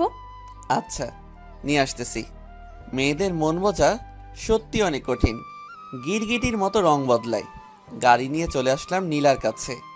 তারপরে নীলাকে নিয়ে বাসায় চলে আসলাম। রাত 8টায় বই খুলে বসে আছি আমার রুমে। একটু পরে রিয়ার ফোন আসলো। এই যে মিস্টার মেঘ, কি করা হচ্ছে এখন? পড়তে বসছি। তুমি? তাহলে ডিস্টার্ব করলাম বুঝি, সরি। আরে ডিস্টার্ব হবে কেন, আমরা বন্ধুই তো নাকি। আচ্ছা, কালকে তুমি কি ফ্রি থাকবে? কাল না আসলে তো বলতে পারবো না। ও, তা ডিনার করছো? না, তুমি? করে আসলাম। এইভাবে প্রায় ৪৫ মিনিট কথা বলার পরে রিয়া ফোনটা রাখলো। পারেও বটে মেয়েরা এত ফোনে কথা বলতে। আমি ফোন রেখে নিচে আসলাম। ডিনার করে আবার নিজের রুমের দিকে যেতে লাগলাম। পিছন থেকে আই মেঘ, জি বলেন। কিছু না, যা। আবার হাঁটা শুরু করে দিলাম। আমার রুমে এসে একটু পরে ঘুমিয়ে পড়লাম। পরের দিন ফজরের সময় উঠে নামাজ পড়ে একটু ছাদে আসলাম। ঠান্ডার সময় সকালের রোদ গায়ে মাখার মজাই আলাদা। একটু পরে নিচে আসলাম, নাস্তা করলাম একসাথেই, মানে নীলার সাথেই। আমি নাস্তা করে উঠে আসবো তখনই নীলা থামিয়ে দিল। আই বাজারে যা, আর বাজার করে নিয়ে আয় তো। আচ্ছা। এই টাকা আর লিস্ট নে। নীলার হাত থেকে লিস্ট আর টাকাগুলো নিয়ে বাজারে যাওয়ার উদ্দেশ্যে বেরিয়ে পড়লাম। বাজার করছি এমন সময় রকির ফোন। রকি বল। কই আছিস? আমি তো কাঁচা বাজারে আছি। বাজার করতে গিয়েছিস? আচ্ছা শোন, বাসায় বাজার দিয়ে আমাকে একটু ফোন দিস, তোকে নিয়ে এক জায়গায় যাব। না বন্ধু, নীলা জানতে পারলে অনেক বকবে রে। আমি নীলাকে বলবানি, তুই তাড়াতাড়ি বাজার কর। আচ্ছা। রকি ফোন কেটে দিল। আমি বাজার করা শেষ করে বাসায় নিয়ে আসলাম। বাসায় না আসতেই নীলার ডাক, তাই নীলার কাছে গেলাম। কই যাবি রে তোরা? আমি জানি না। যাবে, যা, তাড়াতাড়ি বাসায় আসবি। আচ্ছা। মনে হয় রকি নীলাকে বলছে আমাকে যাওয়ার অনুমতি দিতে। বড় লোকরা তো বড় লোকদের কথা শুনবেই। আমি বাসার বাইরে এসে রকিকে ফোন দিলাম। কই? তুই কই? বাসার নিচে দাঁড়িয়ে আছি। আচ্ছা দাঁড়া, 2 মিনিট আসতেছি। আমি দাঁড়িয়ে রইলাম। কয়েক মিনিট পরে রকি চলে আসলো। কিরে কই যাবি? আর এত সাজুগুজু কেন? বিয়ে করতে। মানে? বাইকে ওঠ, সব খুলে বলছি। আচ্ছা নে, উঠলাম। এখন বল। আসলে রুবির সাথে আমার কয়েক বছরের সম্পর্ক। হঠাৎ করে এখন রুবির মাথায় বিয়ে করার ভূত চেপে বসেছে। তো তুই বাসায় বল। আরে না, বাসায় এখন বলা যাবে না। কেন? সমস্যা আছে। তো এখন কি করতে চাচ্ছিস? আর কই যাচ্ছি এখন আমরা? বিয়ে করতে কাজী অফিস যাচ্ছি। তোর মাথা ঠিক আছে? মা বাবাকে না বলে বিয়ে করা ঠিক না দোস্ত। জানি, কিন্তু আমাদের 3 বছরের সম্পর্ক, আর রুবিকে না পেলে আমি বাঁচব না রে। আচ্ছা, যা ভালো মনে করিস। আচ্ছা, তুই যে সম্পর্ক করিস আগে বললি না কেন আমায়? না বলার জন্য সরি দোস্ত, রাগ করিস না। কাজী অফিস কত দূর? এই তো সামনে। কাজী অফিস চলে আসলাম। রুবি কই মানে? ভাবি কই? ওই যে রিয়ার সাথে দাঁড়িয়ে আছে। বাহ, রিয়াও জড়িত এই ব্যাপারে? রিয়া রুবির হয়ে স্বাক্ষর করবে, আর তুই আমার হয়ে। বন্ধু, বুদ্ধিটা কতদিন থেকে করছিস? মাত্র কয়েক ঘন্টায় আগেই করছি। বাহ, তোর মাথায় তো অনেক ভালো বুদ্ধি আছে। প্রশংসা করছিস নাকি অপমান করছিস বুঝলাম না। কিরে, তোরা কি নিয়ে কথা বলছিস? কিছু না। রুবি আমাকে সালাম দিল, আমিও সালাম গ্রহণ করলাম। দেখতে অনেক সুন্দর, ঠিক নীলার মতোই। আচ্ছা, বাইরে গল্প করে সময় নষ্ট না করে চল ভেতরে, কাজটা সেরে আসি। চল। সবাই ভিতরে কাজীর কাছে আসলাম। তাদের বিয়ে পড়ানোর কাজ শেষ করলাম। এখন থেকে তারা স্বামী স্ত্রী। এই যে ভাইয়া রকি, বাইক নিয়ে আসছো তো বউকে ঘুরাবে, আমরা এখন কি করব? তোরাই ভালো জানিস। বউ পেয়ে কি বন্ধুকে ভুলে যাচ্ছিস? আরে না, মজা করলাম একটু। তা আজকে আমাদের খাওয়াবে কে, ভাই না ভাবি? চলো আপু, তোমাদের আজ আমিই খাওয়াবো। দেখছিস আমার বউয়ের মন কত বড়। দেখছি তো। তোর সাথে আমাকেও জায়গা দিবে। আমার কথা শুনে সবাই হাসাহাসি শুরু করলো। আচ্ছা, তোরা মজা কর, আমি বাসায় যাই রে। কি বলেন ভাইয়া, এখনই চলে যাবেন? ভাবি, না গেলে আমার কপালে শনি নাচবে। তাহলে আমিও মেঘের সাথে যাই। তোরা নতুন স্বামী স্ত্রী একটু ঘোরাঘুরি কর, অন্য একদিন ট্রিটটা নিয়ে নিব। নব দম্পতিকে বিদায় দিয়ে আমি আর রিয়া বাসার উদ্দেশ্যে একটা সিএনজিতে উঠলাম। দুজন 2 সিটে বসছিলাম, কিন্তু রিয়া আমার পাশে এসে বসলো। তা মেঘ, এরকম কোনো পরিকল্পনা আছে নাকি? কিরকম? এই যে পালিয়ে বিয়ে করা। না, মা বাবার সম্মতি ছাড়া আমি কিছুই করি না, আর করবো না কোনোদিন। এইভাবে আরো অনেক কথা বলতে বলতে আমার বাসার সামনে চলে আসলাম। আসলে আমার না, নীলার বাসার সামনে আর কি। রিয়াকে বিদায় দিয়ে আমি বাসায় ঢুকে পড়লাম। আই, সিএনজিতে মেয়েটা কে ছিল? এই রে, এটাও দেখে ফেলছে। কপালে সত্যি আজ শনি আছে। কিরে, চুপ করে আছিস কেন? আসলে কি আসলে বল। আসলে আমি ওই মেয়েটাকে চিনি না। একটা অচেনা মেয়ে তোকে তার পাশে তোর মতো একটা ফকিরের বাচ্চাকে বসতে দিল, তাই না? তুই বলবি আর আমি বিশ্বাস করব? বিশ্বাস করা বা না করা পুরোটাই আপনার ব্যাপার। আর আপনাকে বারবার বারণ করি, আমার বাবাকে নিয়ে কোনো গালি দিবেন না, কিন্তু আপনি আমার কথা শুনেনই না। আপনি নিজেকে কি মনে করেন? হ্যাঁ, সেদিন আমি যদি সময় মতো আপনার পাশে না যেতাম তাহলে আজ আপনাকে সবাই ছুঁড়ে ফেলতো ডাস্টবিনে। আপনারা বড় লোক, তাই বলে আপনাদের কাছে কি আমাদের জীবনের কোনো মূল্য নাই? তোর সাহস হয় কি করে? ছোট লোকের বাচ্চা, আমার বাড়িতে আছিস, আমার খাচ্ছিস, আর আমাকে এই কথা শোনাস? তার জন্য এতদিন সব সহ্য করছি। ছোট লোকের বাচ্চার আবার বড় গলা। মুখ সামলে কথা বলবেন। আমার বাবা ছোট লোক না, ছোট লোক আপনি। টাকা পয়সা থাকলেই বড় লোক হওয়া যায় না। বড় লোক হতে হলে মন থাকা লাগে, ভালো একটা মন, যার মাঝে কোনো অহংকার থাকবে না, যেটা আপনার নেই। তুই এই মুহূর্তে আমার বাসা থেকে বের হয়ে যা। তোর মতো ছোট লোকদের দয়া করে জায়গা দেওয়াটাই ভুল হয়েছে। চলে যাব, আর থাকবো না আপনার মতো অহংকারীর বাসায়। যা যা, ভাগ। আমি নীলার সামনে থেকে আমার রুমে চলে আসলাম। কি থেকে কি হলো, বাবার স্বপ্ন পূরণ করব কি করে? আর বাবা এসব জানতে পারলে তো অনেক কষ্ট পাবে। আর কাল থেকে পরীক্ষা, এখন কই যাব? না, বাবাকে এসব জানতে দেওয়া যাবে না। কিছু একটা ব্যবস্থা করতে হবে আমাকে। এখানে আর থাকবো না। না, কালকে পরীক্ষাটা আগে দেই, তারপরে না হয় কিছু একটা বুদ্ধি করা যাবে। যেই বাবা সেই কাজ। রাতে আর খেলাম না, না খেয়ে পড়তে বসছি। পড়তে পড়তে প্রায় রাত 2টা বাজে, তাই বইটা বন্ধ করে ঘুমিয়ে পড়লাম। ফজরের আজানে ঘুম ভাঙলো। নামাজ পড়ে আবারও একটু পড়ে সকাল সকাল কলেজে চলে আসলাম। ক্যাম্পাসে প্রায় 1 ঘন্টা একলা বসে থাকার পরে রকি আসলো। কিরে দোষ, মন খারাপ করে বসে আছিস কেন? কই মন খারাপ করে বসে আছি? বন্ধুর চোখকে ফাঁকি দেওয়া এত সহজ কাজ না। এখন বল কি হয়েছে? কালকে নীলা কিছু বলেছে তোকে? দোস্ত, আমাকে একটু সাহায্য করবি? অবশ্যই, তুই না আমার বন্ধু, বল কি করতে হবে। আমি রাতের সব ঘটনা রকিকে খুলে বললাম। আরে এই নিয়ে চিন্তা করিস কেন? আমাদের বাসায় তুই থাকবি। না দোস্ত, এটা হয় না। তুই একটা রুম ভাড়া নিয়ে দে, তাহলেই হবে। আচ্ছা দাঁড়া, আমি দেখতেছি। তারপরে রকি যেন কাকে ফোন দিল, আর বাসাও ঠিক করে ফেললো। অন্যদিকে নীলা কলেজে আসার জন্য মেঘকে ডাকার জন্য মেঘের রুমে যেয়ে দেখলো মেঘ রুমে নাই। নীলার মাথা তো আরো গরম হয়ে গেল। একে তো রাতে মুখে মুখে তর্ক করছে, তার উপরে আবার আজ নিজেকে গাড়ি ড্রাইভ করে কলেজে যেতে হবে। মনে মনে 101টা গাল দিল মেঘকে নীলা। রেগে আগুন হয়ে নীলা গাড়ি নিয়ে গেটে আসতেই চোখ কপালে উঠে গেল। গেটে তার আব্বুকে দাঁড়িয়ে থাকতে দেখে নীলা গাড়ি থেকে বের হয়ে আব্বুর কাছে গেল। আব্বু কখন আসলে? একটা ফোন দিলে না কেন? নিয়ে যেতাম। হঠাৎ করেই কাজ শেষ হয়ে গেল মা, তাই হঠাৎ করেই চলে আসলাম। আচ্ছা, তুমি বাসায় গিয়ে রেস্ট নাও, আমি কলেজে যাব। আজ থেকে পরীক্ষা শুরু। ও, মেঘ বাবাকে দেখছি না, কই ও? মেঘের কথা আর বলো না, আমি কলেজ থেকে এসে সব বলবো। এখন বাই, আমি যাই, আমার দেরি হয়ে যাচ্ছে আব্বু। আচ্ছা, দেখে শুনে যাস মা। তারপরে নীলাও গাড়ি নিয়ে কলেজে আসলো। পরীক্ষা শুরু হতে কয়েক মিনিট আছে মাত্র, তাই নীলা হলরুমে চলে আসলো। নীলার সিট সামনেই ছিল। তারপরে রকি, রিয়া, 4 নম্বর আমি। স্যার প্রশ্নপত্র দিল সবাইকে। সবার যে যার মতো করে লেখা নিয়ে ব্যস্ত হয়ে পড়ল। আমিও লেখা শুরু করে দিলাম। পরীক্ষা দিয়ে সবাই হলরুম থেকে বের হলাম একসাথে। নীলাও ছিল। নীলা শুধু আমার দিকে একবার তাকিয়ে রহস্যময় একটা হাসি দিয়ে গাড়ি নিয়ে বাসায় চলে গেল। বুঝলাম না নীলার এই রহস্যময় হাসির মানে। এটা কি রহস্য বহন করছে? এই মেঘ শোনো। কি বলো? রকি আমাকে সব বলছে, তুমি চাইলে আমাদের বাসায় থাকতে পারো। ধন্যবাদ। আমার বাসা ঠিক করছে তো রকি? আচ্ছা, পরীক্ষা কেমন দিলা? ভালো। তুমি? মোটামুটি। রকি চলে আসলো। May God. আমি রিয়াকে বিদায় দিয়ে রকির সাথে বাসায় চলে আসলাম। বাসায় ঢুকে তো আমি পুরাই অবাক হয়ে গেলাম আঙ্কেলকে দেখে। আঙ্কেল আর নীলা আমার সামনে দাঁড়িয়ে আছে, মনে হচ্ছে আমার জন্যই অপেক্ষা করছে। আমি আঙ্কেলকে সালাম দিতে গেলাম, তখনই কি ব্যাপার আঙ্কেল, কেন আমাকে মারলো? সি মেঘ, আমার ভাবতেও অবাক লাগছে তুমি এত বাজে। আমি তোমাকে ভালো মনে করে আমার বাসায় থাকতে দিয়েছিলাম, আর তুমি ছি ছি। কি করছে আঙ্কেল, সেটা কি বলা যাবে?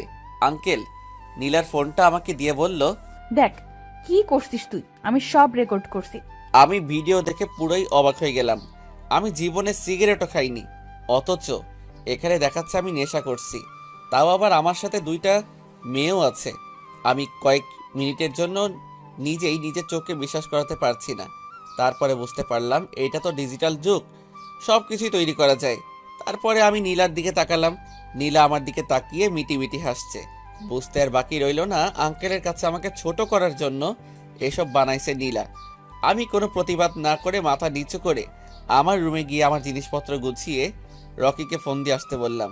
আমি এক্ষুনি চলে যাব এই বাসা থেকে। আমি আমার ব্যাগ নিয়ে নিচে নেমে আসলাম। আমার হাতে ব্যাগ দেখে নীলা এবং নীলার বাবা দুজনেই অবাক হয়ে গেল। দেখেছো বাবা, সামান্য একটু বকছো তাই মেঘ চলে যাচ্ছে আমাদের বাসা থেকে। কই যাবে? আঙ্কেল, আমার বন্ধু আমার জন্য বাসা ঠিক করছে, আমি আজ থেকে সেখানেই থাকবো। না, তুমি কোথাও যাবে না। তাছাড়া তোমার আব্বু আমার কাছে পাঠিয়েছে, আমি তোমাকে এভাবে ছাড়তে পারবো না। আচ্ছা, আমি আব্বুর সাথে কথা বলছি। বলছি না কোথাও যেতে পারবে না তুমি। আঙ্কেল, আমি আপনার সব কথাই রাখছি, কিন্তু এটা রাখতে পারবো না, সরি। দেখছো আব্বু মুখে মুখে তর্ক করছে কিভাবে। আমি ব্যাগ নিয়ে বের হলাম বাসা থেকে। অনেকবার বারণ করলো আঙ্কেল। এখানে আঙ্কেলের কোনো দোষ নাই, সব দোষ নীলার। সবকিছু নীলাই সাজিয়ে বলছে আঙ্কেলকে।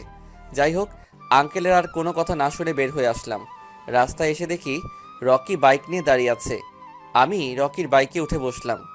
3 তলা একটা বাড়ির সামনে বাইক দাঁড় করালো। এত বড় বাড়ি, রুম ভাড়া তো অনেক নিবে। আরে না, এটা আমাদেরই বাসা, এটা পুরোটাই ভাড়া দেওয়া হয়। আর ওই পাশের বাসাটা দেখতেছিস না, ওইটা আমাদেরই বাসা। আমি আব্বু আম্মুর সাথে ওই বাসায় থাকি। ও, ভাড়া কত দিতে হবে আঙ্কেলকে? কিসের ভাড়া? রুম ভাড়া। পাগলের মতো কথা বলছিস কেন? তোর থেকে ভাড়া নিব আমরা? তুই না আমার বন্ধু। কিন্তু কোনো কিন্তু না। তুই যদি আমাকে তোর সত্যি বন্ধু ভাবিস তাহলে আর কোনো কথা না, চুপচাপ আমার সাথে আয়। তাছাড়া আজ থেকে আমিও এই বাসায় থাকবো তোর সাথে। রকির কথাগুলো শুনে চোখে পানি আটকে রাখতে পারলাম না, কেঁদেই দিলাম। রকি আমাকে জড়িয়ে ধরলো। এই মিয়া, কাঁদিস কেন? তোর মতো বন্ধু সবার কপালে জোটে না, আমি অনেক ভাগ্যবান রে। কেন? এই যে তুই আছিস। হয়েছে হয়েছে, চল, উপরের রুমটা গোছানোর কাজ চলছিল, হলো নাকি? চল। আমি রকির সাথে উপরতলায় উঠলাম। আজ থেকে আমরা এই ফ্ল্যাটেই থাকবো। আমি রকির কথা শুনে চারদিকে তাকালাম। বাহ, অনেক বড় এবং অনেক সুন্দরভাবে গোছানো ছিল রুমটা। এক রুমেই 2টা বেড ছিল আমাদের জন্য। আমি আমার ব্যাগ থেকে বই কাপড়গুলো সব বের করে গুছিয়ে নিলাম। তারপরে ফ্রেশ হয়ে রুমে এসে দেখলাম রকি 2 প্লেট খাবার নিয়ে বসে আছে। খাবার কই পেলি? আম্মু পাঠিয়ে দিল তোর আর আমার জন্য। ও, আঙ্কেল আন্টির সাথে তো দেখাই করলাম না। আব্বু তো দেশের বাইরে আছে, আম্মু কাল চলে যাবে, সন্ধ্যায় দেখা করিস। না না, চল না দোস্ত, এখনই দেখা করে আসি। আমার অনেক খিদে পাইছে, আই তো আগে দুজনে একসাথে খাই, খাওয়া শেষ করে আম্মুর কাছে নিয়ে যাব। আচ্ছা। খাওয়া দাওয়া শেষ করে রকির সাথে আন্টির সাথে দেখা করার জন্য ওই বাসায় গেলাম। আমি আন্টির কাছে গিয়ে সালাম করলাম। কে বাবা তুমি? তোমাকে তো ঠিক চিনলাম না। আম্মু, ও মেঘ, তোমাকে তো বলছিলাম ওর কথা। ও, তুমি মেঘ? জি আন্টি। কেমন আছেন আন্টি? আচ্ছা বাবা, তুমি কেমন আছো? জি আন্টি, ভালো আছি। ও বাসায় থাকতে তোমার কোনো সমস্যা হবে না তো? কি যে বলেন না আন্টি। আচ্ছা বাবা, আমি তো কাল চলে যাব আমেরিকায়। তুমি আমার ছেলেটাকে একটু দেখে রেখো। এটা আবার বলতে হয় নাকি? আপনি রকির জন্য কোনো চিন্তা করবেন না, আমি আছি তো। আম্মু, কাল পরীক্ষা আছে, আমরা যাই। আচ্ছা, রাতের খাবার পাঠিয়ে দিব। আচ্ছা আম্মু। আন্টিকে সালাম দিয়ে বাসায় এসে আমি পড়তে বসলাম। আর রকি রুবির সাথে কথা বলা শুরু করে দিল। রাত 9টা পর্যন্ত পড়লাম। আর অন্যদিকে রকি কথা বলাই শেষ করতে পারছে না বউয়ের সাথে। বন্ধু আর কত? আর একটু দোষ। ওকে। রকির কথা বলা শেষ হলে আমরা ডিনার করতে গেলাম। ডিনার শেষ করে আবার রুমে এসে আমি পড়তে বসলাম। অন্যদিকে রকি বউকে নিয়ে ব্যস্ত হয়ে পড়ল। পরের দিন সকালে নাস্তা করে আন্টিকে নিয়ে এয়ারপোর্টে রেখে আসলাম। তারপর কলেজে গেলাম। রকি, তুই কি পরীক্ষা দিবি রে?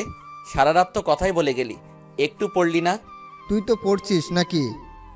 পড়ছি। তাহলেই হবে। কিভাবে হবে? কিছুই তো বুঝতেছি না। এখন আর বোঝার সময় নাই, চল হলরুমে যাই, পরীক্ষা শুরু হবে। আচ্ছা। আমি আর রকি হলরুমে আসলাম। সবাই চলে আসছে। আজকে আবার সিট চেঞ্জ করছে। আমার পাশে রিয়া, পিছনে রকি আর সামনে নীলা। আমি সিটে বসতেই, এত দেরি করলে কেন মেঘ? রকির আম্মুকে এয়ারপোর্টে রাখতে গিয়েছিলাম, তাই একটু লেট হলো। নীলা পেছন থেকে আমাকে একবার আরও চোখে দেখলো। একটু পরে হলরুমে স্যার চলে আসলো, প্রশ্নপত্র দিয়ে দিল। সবাই মাথায় হাত দিয়ে প্রশ্নপত্র দেখছে। পেছন থেকে রকি গুতাগুতি করা শুরু করে দিছে। কিরে, কমন আসছে তোর? একটু চুপ কর, দেখতে দে আগে। তোমার কমন আসছে? কমন আসছে। আমাকে একটু হেল্প করবে? আমি কিছুই পারছি না। এটা আবার বলতে হবে নাকি? দোষ শুধু রিয়াকে না, আমাকেও একটু করিস। এখন চুপ থাকবি তুই? সবাই প্রশ্ন দেখে মাথায় হাত দিয়ে কলম চিবাচ্ছে, কেউ কেউ যা পারছে তাই লিখছে। আমিও লেখা শুরু করে দিলাম। কয়েকটা প্রশ্নের উত্তর করার পরে রিয়া আর রকিকে দেখাতে শুরু করলাম। পুরো হলের মাঝে শুধু আমরা তিনজনই মাথা হেলে লিখতেছিলাম, তাই সবাই আমাদের দিকে অবাক দৃষ্টিতে তাকিয়েছিল। স্যাররাও অবাক। সব প্রশ্নের উত্তর লেখা শেষ করে আমরা তিনজন খাতা জমা দিয়ে বের হলাম। ও বলতে ভুলেই গেছি তো, নীলাও সেই রকম লিখছে আজ। ক্যাম্পাসে বসে তিনজন আড্ডা দিচ্ছিলাম। কয়েক মিনিট আড্ডা দেওয়ার পর নীলাও আসলো আমাদের কাছে। কিরে নীলা, কি মনে করে আসলি আজ?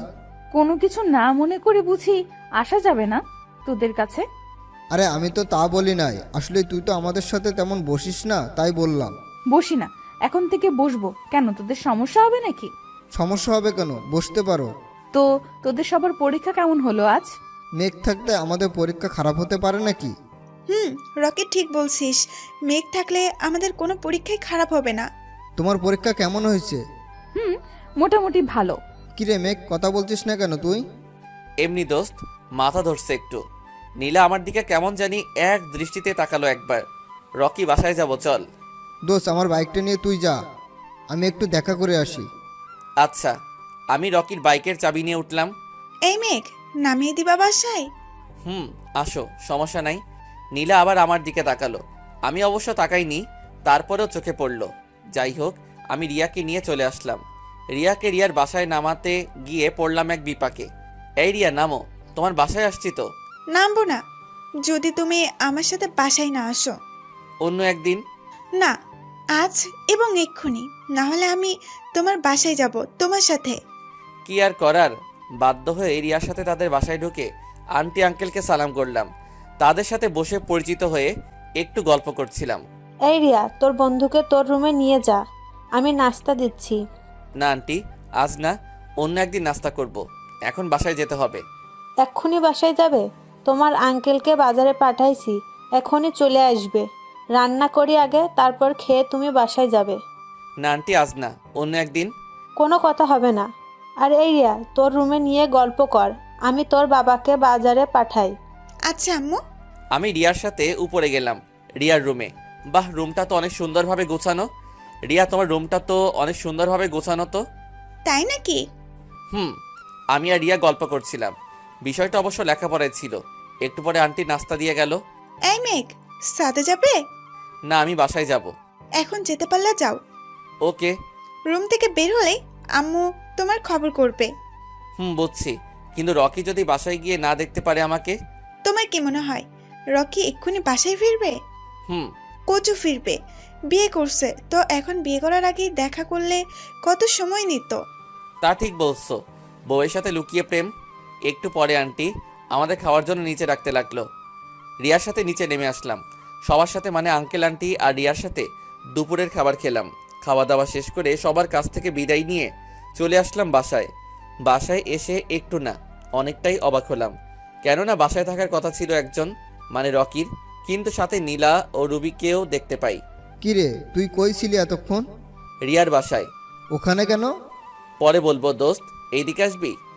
বল, কি বলবি? রুবি, নীলা এরা কেন এই বাসায়? রুবিকে আমি নিয়ে আসছি। আর নীলা? নীলা আসছে তোকে সরি বলার জন্য।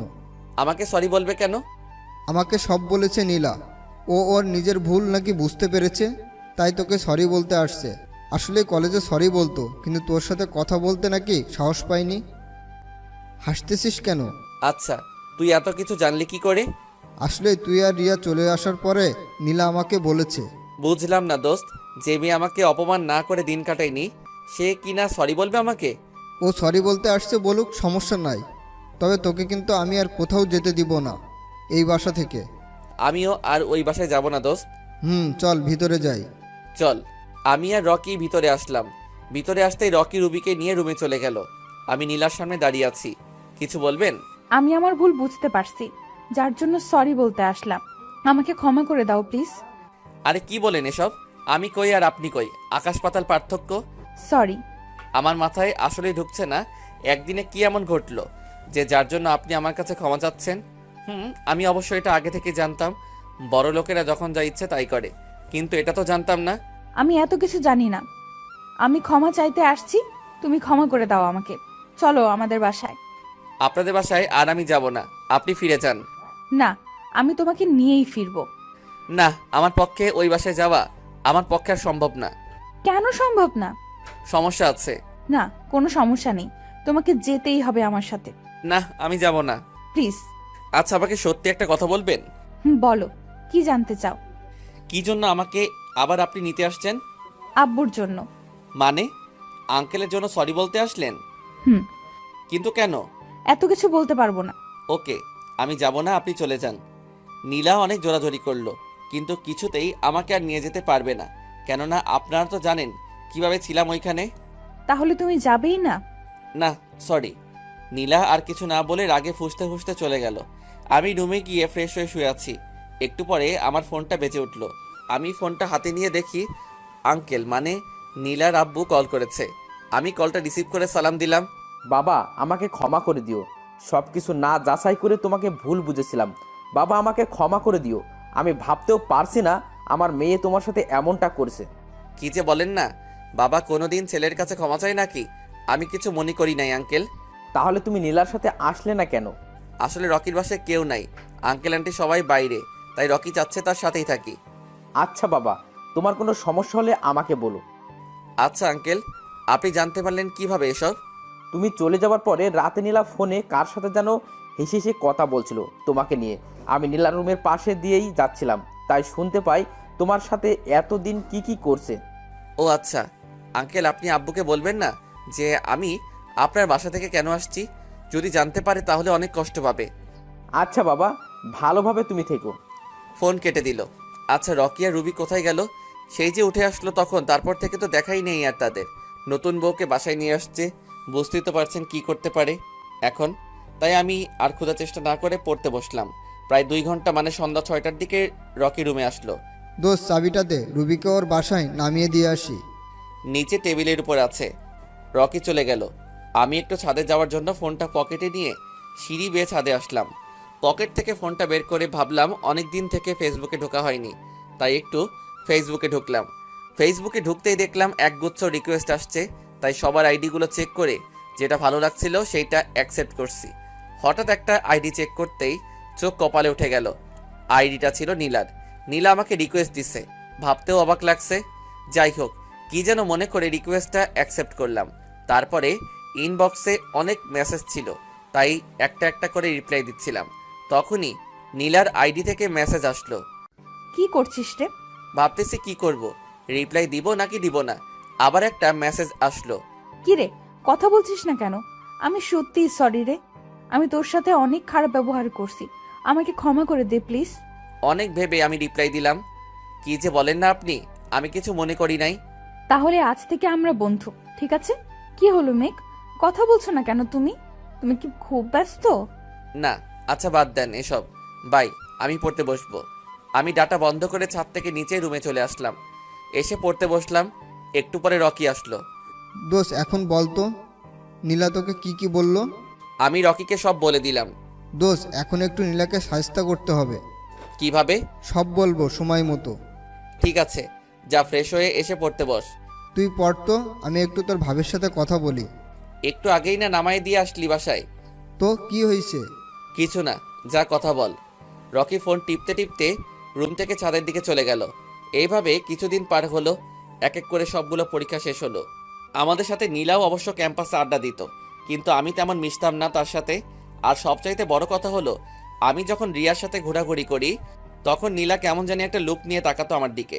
পরীক্ষা শেষ হওয়ার জন্য কলেজে কয়েকদিন নাকি বন্ধ থাকবে, তাই ভাবছি গ্রামের বাড়িতে যাব রকিকে নিয়ে। যেই বাবা সেই কাজ। রকিকে বললাম, দোস্ত কাল আমি দেশের বাড়ি যাব, আর তুইও আমার সাথে যাচ্ছিস, ওকে? না রে দোস্ত, আমি যেতে পারবো না। তাহলে আমিও কিন্তু তোর বাসায় থাকবো না বলে দিলাম। না দোস্ত, এই কথা বলিস না। তোর সাথে এক ছাদের নিচে থাকা সত্যি অনেক ভাগ্যের ব্যাপার। তাহলে যাবি তো আমার সাথে? তবে কাল না, পরশুদিন যাব। কালকে কি হবে? কালকে রিয়া আর নীলাকেও তোর বাড়ি যাওয়ার দাওয়াত দিবি, ওকে? দূর, ওরা বড় লোকের মেয়ে, যাবে না আমার ছোট বাড়িতে, আর থাকতেও পারবে না। দোস্ত, বলেই দেখ না কি হয় দেখি। আচ্ছা, যেই বাবা সেই কাজ। সকালে উঠে ফ্রেশ হয়ে খেয়ে আমি আর রকি ক্যাম্পাসে চলে আসলাম। রিয়া আর নীলা আগে থেকেই বসেছিল ক্যাম্পাসে। আমরাও গিয়ে তাদের সাথে বসলাম। আড্ডা শেষ পর্যায়ে এই রিয়া আর নীলা, তোদের একটা কথা বলার ছিল। কি বলবি? আমি কাল মেঘের বাড়িতে বেড়াতে যাব 2 দিনের জন্য। তোরা দুজন যাবি আমাদের সাথে? যার বাড়ি সে যদি বলে তাহলে আমি যেতে পারি। আমিও যেতে পারি।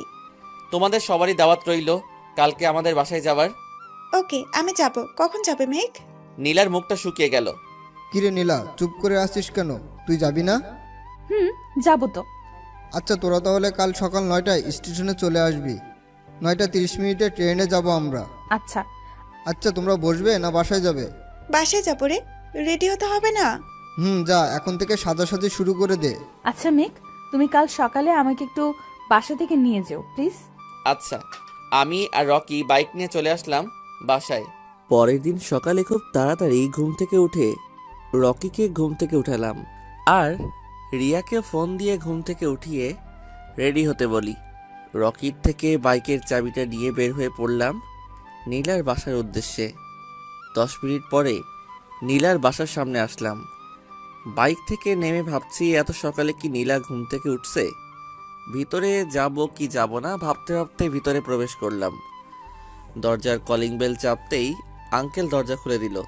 আঙ্কেলকে দেখে মনে হচ্ছে আরো 1 ঘন্টা আগে ঘুম থেকে উঠছে। আঙ্কেলকে সালাম দিলাম। কেমন আছেন? এই তো দেখতেই পারছো। তুমি কেমন আছো বাবা? জি আঙ্কেল, ভালো। তা তোমরা কয়টা ট্রেনে যাচ্ছ? জি 9টার। নীলা কি আপনাকে সব বলছে? বাবা, শুধু বলেইনি, সেই ভোর 4টায় ঘুম থেকে জাগাতে হলো আজ ওকে। এত ভোরে না উঠলেও তো হতো। বাবা, আমি তাই বলেছিলাম। যাই হোক বাবা, তুমি বসো, নাস্তা করে যাও। না আঙ্কেল, আমাকে আবার বাসায় গিয়ে রেডি হতে হবে। একটু নাস্তা করে যাবে তো?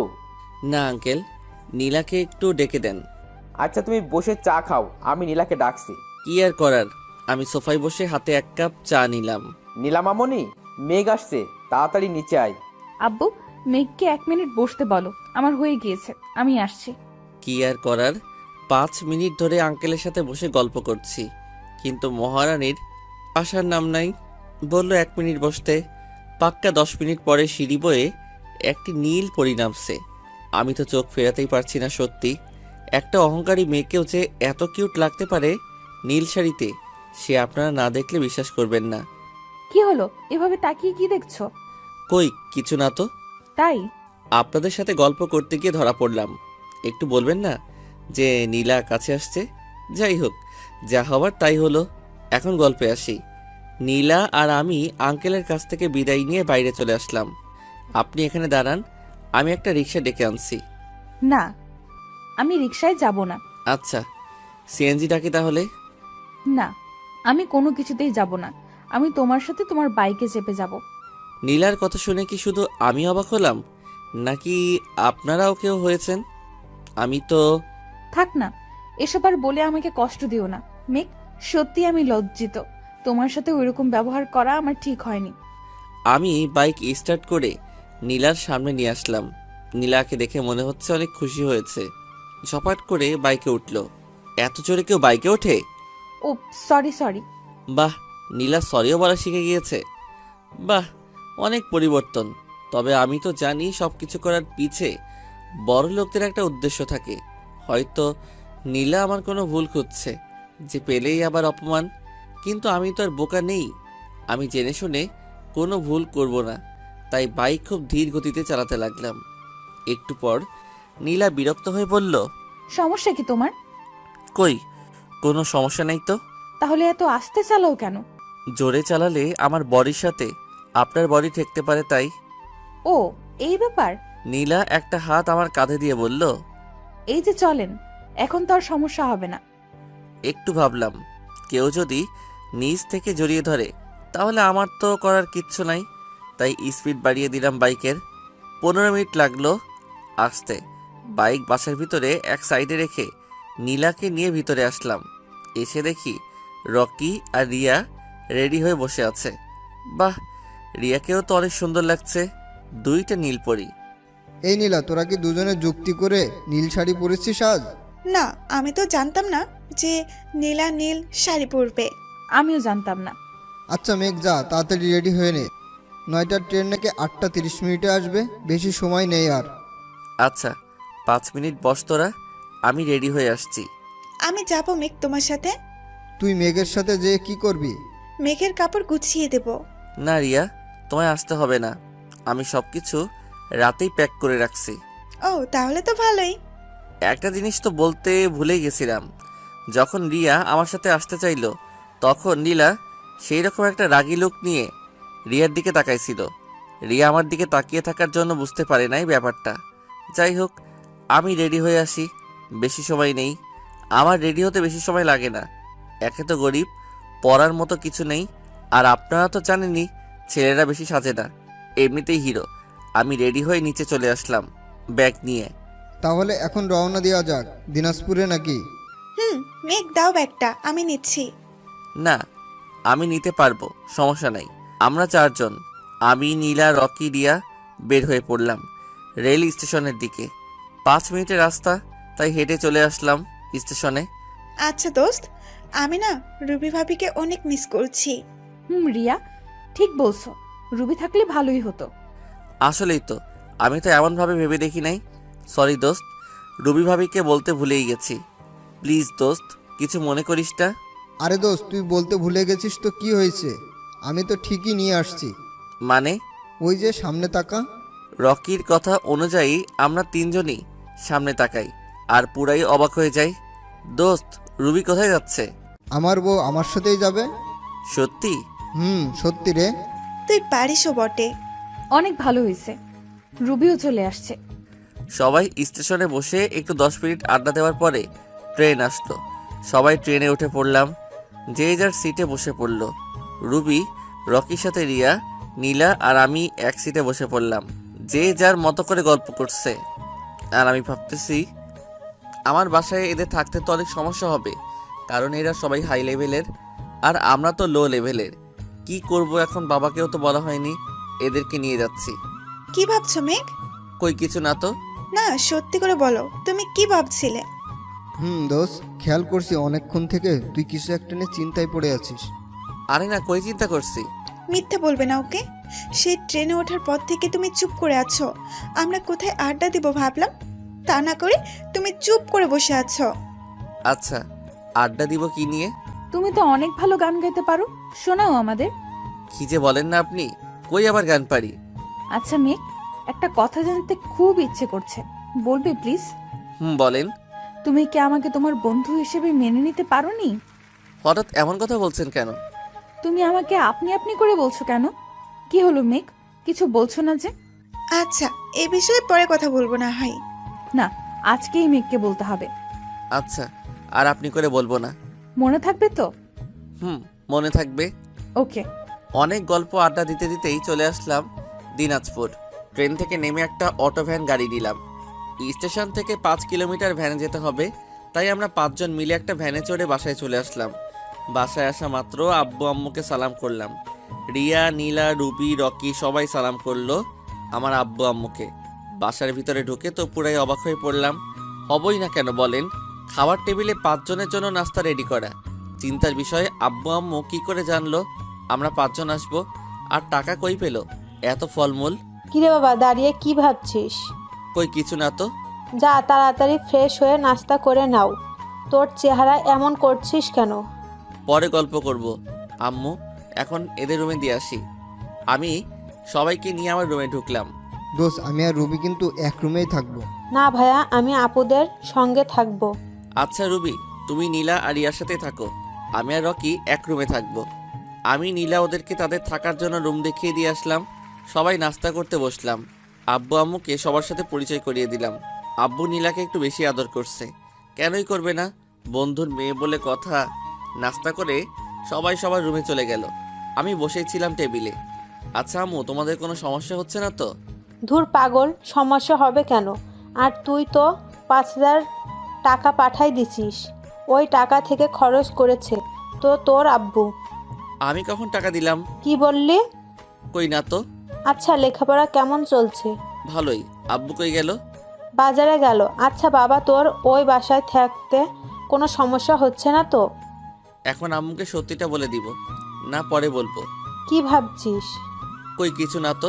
আচ্ছা যা বন্ধুদের কাছে যা, আমি রান্নাঘরে যাই। কই থেকে যেন নীলা আর রিয়া চলে আসলো আম্মুর কাছে, এসে গল্প শুরু করে দিল। তারপরে আম্মুর সাথে রান্নার কাজে দুজনে সাহায্য করতে লাগলো। দেখতে ভালোই লাগছিল। আমি আমার রুমে চলে আসলাম। এসে গভীর ভাবনায় প্রবেশ করলাম। আমি তো বাসায় 1 টাকাও দেইনি, তাহলে 50,000 টাকা কে দিল আমার নাম করে? আর কে বলছিল যে আমরা 5 জন আসতেছি? আচ্ছা, রকি করে নাই তো এইসব? না, রকি কি করে করবে? ও তো আমার বাসার ঠিকানা জানতোই না। রিয়া, না, রিয়াও তো আমার বাসার ঠিকানা জানে না। তাহলে কি নীলা করছে এসব? একমাত্র নীলা ছাড়া আমার বাড়ির ঠিকানা কেউ জানতো না। আচ্ছা, নীলা যদি এসব করেও থাকে তাহলে কেনই বা করছে? ও তো গরিবদের দেখতেই পেত না, তাহলে কেন এমনটা করছে? ধুর, এত চিন্তা করতে পারতেছি না। আর সত্যি বড়লোকরা বিভিন্ন রঙের হয়ে থাকে, এক এক সময় এক এক রং ধারণ করে। কিন্তু ভয় হচ্ছে এটা ভেবে বড় লোকরা স্বার্থ ছাড়া তো কিছুই করে না। তাহলে সত্যি যদি নীলা এসব করে থাকে তাহলে অবশ্যই স্বার্থ আছে। সে কিসের জন্য এমনটা করছে নীলা? রাতে সবাই একসঙ্গে ডিনার করার পরে নীলা আব্বু আম্মুর সাথে গল্প করায় ব্যস্ত হয়ে পড়ল। আব্বু নীলাকে পেয়ে আমাকেও সময় দিচ্ছে না, তাই আমি, রকি, রিয়া আর রুবি রুমে চলে আসলাম। রকি বন্ধু আমার রুবিকে নিয়ে ব্যস্ত, তাই বাকি রইলাম আমি আর রিয়া। কালকে ঘুরতে নিয়ে যাবে না? আমাদের এলাকা পুরোটাই ঘুরিয়ে দেখাবো কাল। আঙ্কেল আন্টি তোমাকে তো অনেক ভালোবাসে। তোমাদের আমাদের বাসায় থাকতে কোনো অসুবিধা হবে না তো? কি বলো এইসব? হ্যাঁ, অসুবিধা হবে কেন? তোমরা তো এইরকম পরিবারের সাথে কখনো হয়তো মেশোনি, তাই বললাম আর কি। আচ্ছা, বাদ দাও। আচ্ছা মেঘ, একটা কথা জানতে চাইবো, বলবে? কি কথা? আগে বলো, বলবে? বলবো। তোমার কিরকম মেয়ে পছন্দ, মানে বউ হিসাবে কিরকম মেয়েকে পছন্দ করবে তুমি?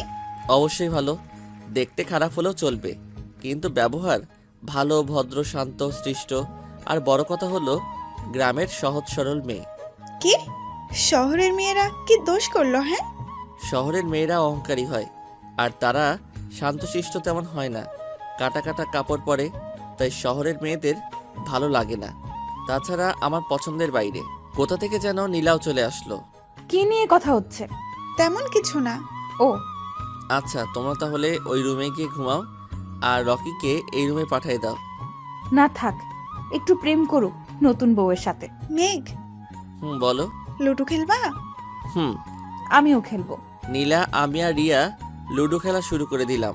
খেলা ভালোই চলছে। অবাক করার বিষয় হলো নীলা শুধু রিয়ার গুটিকেই কাটছে, আমার গুটি কাটা হলেও কাটছে না। এসব কিন্তু ঠিক হচ্ছে না নীলা। আমি যাকে ইচ্ছে হয় তাকে কাটবো, না হয় কাটবো না। মেঘ, তোমরা দুইজন মিলে খেলছো তাই না? আরে না। আমি সব বুঝতে পারছি, তোমরা দুজন মিলে খেলছো আমাকে ঠকাতে। আমি আর খেলবো না। খেলা শেষ। আসলে খেলা শেষ না, রিয়া আর খেলবে না, তাই খেলা বাদ দিলাম। রিয়া উঠে বাইরে ওয়াশরুমে গেল ফ্রেশ হতে। মেঘ, বলো। তুমি রিয়ার সাথে বেশি আর মিশবে না। এটা কেমন কথা? তুমিও আমার বন্ধু, রিয়াও আমার বন্ধু। আমি কি বলছি রিয়া তোমার বন্ধু না? মিশতে বারণ করছো কেন? আরে আমি তো বললাম এইভাবে বেশি মিশো না। তোমার সমস্যাটা কি বলো তো? সমস্যা তো আছে, কিন্তু এখন বলতে পারবো না। রিয়াও চলে আসলো। আয় নীলা, ঘুমাবো আয়। নীলা চলে গেল রিয়ার সাথে অন্য রুমে। বুঝলাম না আমি রিয়ার সাথে কিভাবে মিশবো না মিশবো, সেটা নীলা বলার কে? আর হঠাৎ এভাবেই বা কেন বললো নীলা? দূর, যতই ভাবি ততই ডুবে যাই। জানি না কপালে কি রাখছে আল্লাহ। কিরে শালা, কি ভাবছিস? তুই কখন আসলি এই রুমে? 5 মিনিট তো হবেই। ও, তা বউকে নিয়ে পড়ে থাকবি না একটু আমাদেরকে সময় দিবি? তোদের আবার কি সময় দিব? দুজনে তো তোকে পেয়ে সেই লেভেলের হ্যাপি। কি বলিস উল্টাপাল্টা? সত্যি কথা বললেই পাগল। আচ্ছা বাদ দে তো। আচ্ছা বাদ দিলাম, এখন বল তো কি ভাবছিলি এতক্ষণ? কবে চাচ্চু ডাক শুনবো? ধুর শালা হারামি। হারামিটা না হয় ঠিক আছে, কিন্তু কোন অ্যাঙ্গেল থেকে শালা বললি? আমার জানা মতে আমার তো কোনো বোন নাই। আসলে তুই একটা শয়তান। শয়তান। এখন কথা বলা বন্ধ করে ঘুমিয়ে পড়েন বস, রাত 10টা বাজে। মাত্র 10টা বাজে আর তুই এখনই ঘুমাতে বলছিস? এটা শহর না, এটা গ্রাম। এখানে সবাই 8টাতেই ঘুমিয়ে পড়ে, তাই বলছি তুইও ঘুমা, সকালে ঘুরতে যাব। ওকে দোস্ত, good night. Good night. Rocky ঘুমায় পড়ল, আমিও চোখ দুটো বন্ধ করে ঘুমিয়ে পড়লাম। পরের দিন সকালে ঘুম থেকে উঠলাম, সবাই নাস্তা করার পরে সবাইকে গ্রাম ঘুরতে নিয়ে গেলাম। মাটির রাস্তা দিয়ে হেঁটে যাচ্ছি আর চারদিকে সবুজ প্রকৃতির সৌন্দর্য উপভোগ করছি। একটু শীতও পড়ছে, হালকা ঠান্ডা বাতাসও বয়ে যাচ্ছে কানের পাশ দিয়ে। মেঘ, বলো। কাল আঙ্কেল বলল এখানে নাকি একটা নদী আছে, অনেক সুন্দর দেখতে। আছে। নিয়ে যাবে না? চলেন। আজ সকাল থেকে রিয়া আমার সাথে কথা বলেনি। ব্যাপার কি? মুখটাও কেমন পেঁচার মতো করে রাখছে। রিয়া, কিছু বলবে?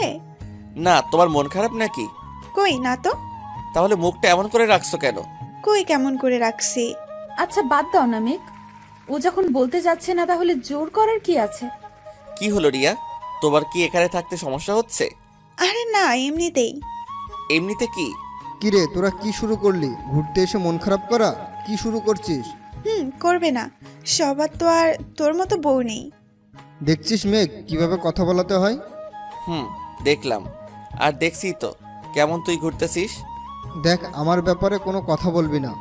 আচ্ছা, তুই ভাবিকে নিয়ে রোমান্স কর, সমস্যা নাই। কাল তো চলে যাব, আর এমন রোমান্স করতে পারবি না।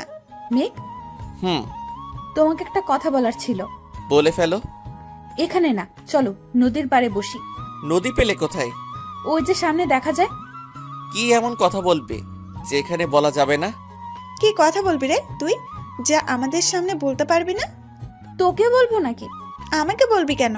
মেঘের কথা মেঘকেই বল, তবে এখানেই বলতে হবে। আমিও রিয়ার সাথে একমত। কি শুরু করলি তোরা? দোস্ত, এদিকে আয় তো, আমাদের একটু ছবি উঠে দে না প্লিজ। আচ্ছা দে ফোনটা। রকির ফোন দিয়ে রকি আর রুবির কয়েকটা ডুয়েট ছবি উঠাই দিলাম। তারপর থেকে শুরু হয়ে গেল ছবি তোলা। নীলা, রিয়া, রকি, রুবি সবাই পিক তোলা দিয়ে ব্যস্ত হয়ে পড়ছে। এটা শহরের ছেলেমেয়েদের বিশেষ গুণ বলতে পারেন। একটু সবুজ প্রকৃতি আর একটু শান্ত নীরব জায়গা বা ভালো করে নদীর পাড় পেলেই ছবি তোলা নিয়ে ব্যস্ত হয়ে পড়ে। সবাই ছবি তোলা নিয়ে ব্যস্ত, আমি চিন্তা করা নিয়ে ব্যস্ত। মেঘ, বলো। এদিকে আসো তো, তোমার সাথে কয়টা ছবি উঠাই। আমি রিয়ার কাছে গেলাম, তবে নীলার দিকে একবার তাকাতেই ভয় পেয়ে গেলাম। ইয়া বড় বড় চোখ বের করছে। আমি আর রিয়া কয়েকটা সেলফি নিলাম। এই নীলা, এদিকে একটু আসবি? আমাদের কয়েকটা ছবি উঠাই দে না প্লিজ। এই যা কাম সারছে। অবশ্যই দে, ফোন দে। এই মেঘ, সামনের দিকে তাকাও। সামনের দিকে তাকাতেই বড় বড় চোখ দেখতে পেলাম। আবার মাথা নিচু করে ফেললাম। কি হলো, মাথা নিচু করলে কেন? আবার মাথা তুললে সামনের দিকে তাকিয়ে বুক ভরা একটা নিঃশ্বাস নিয়ে কয়েকটা ছবি তুললাম। রিয়া, এই নে আমার ফোন, এবার তুই কয়েকটা ছবি উড়াই দে। রিয়াকে ফোন দিয়ে নীলা আমার সামনে এসে আমার হাত ধরে ফেললো। আমি না পারছি ছাড়াতে, না পারছি কিছু বলতে।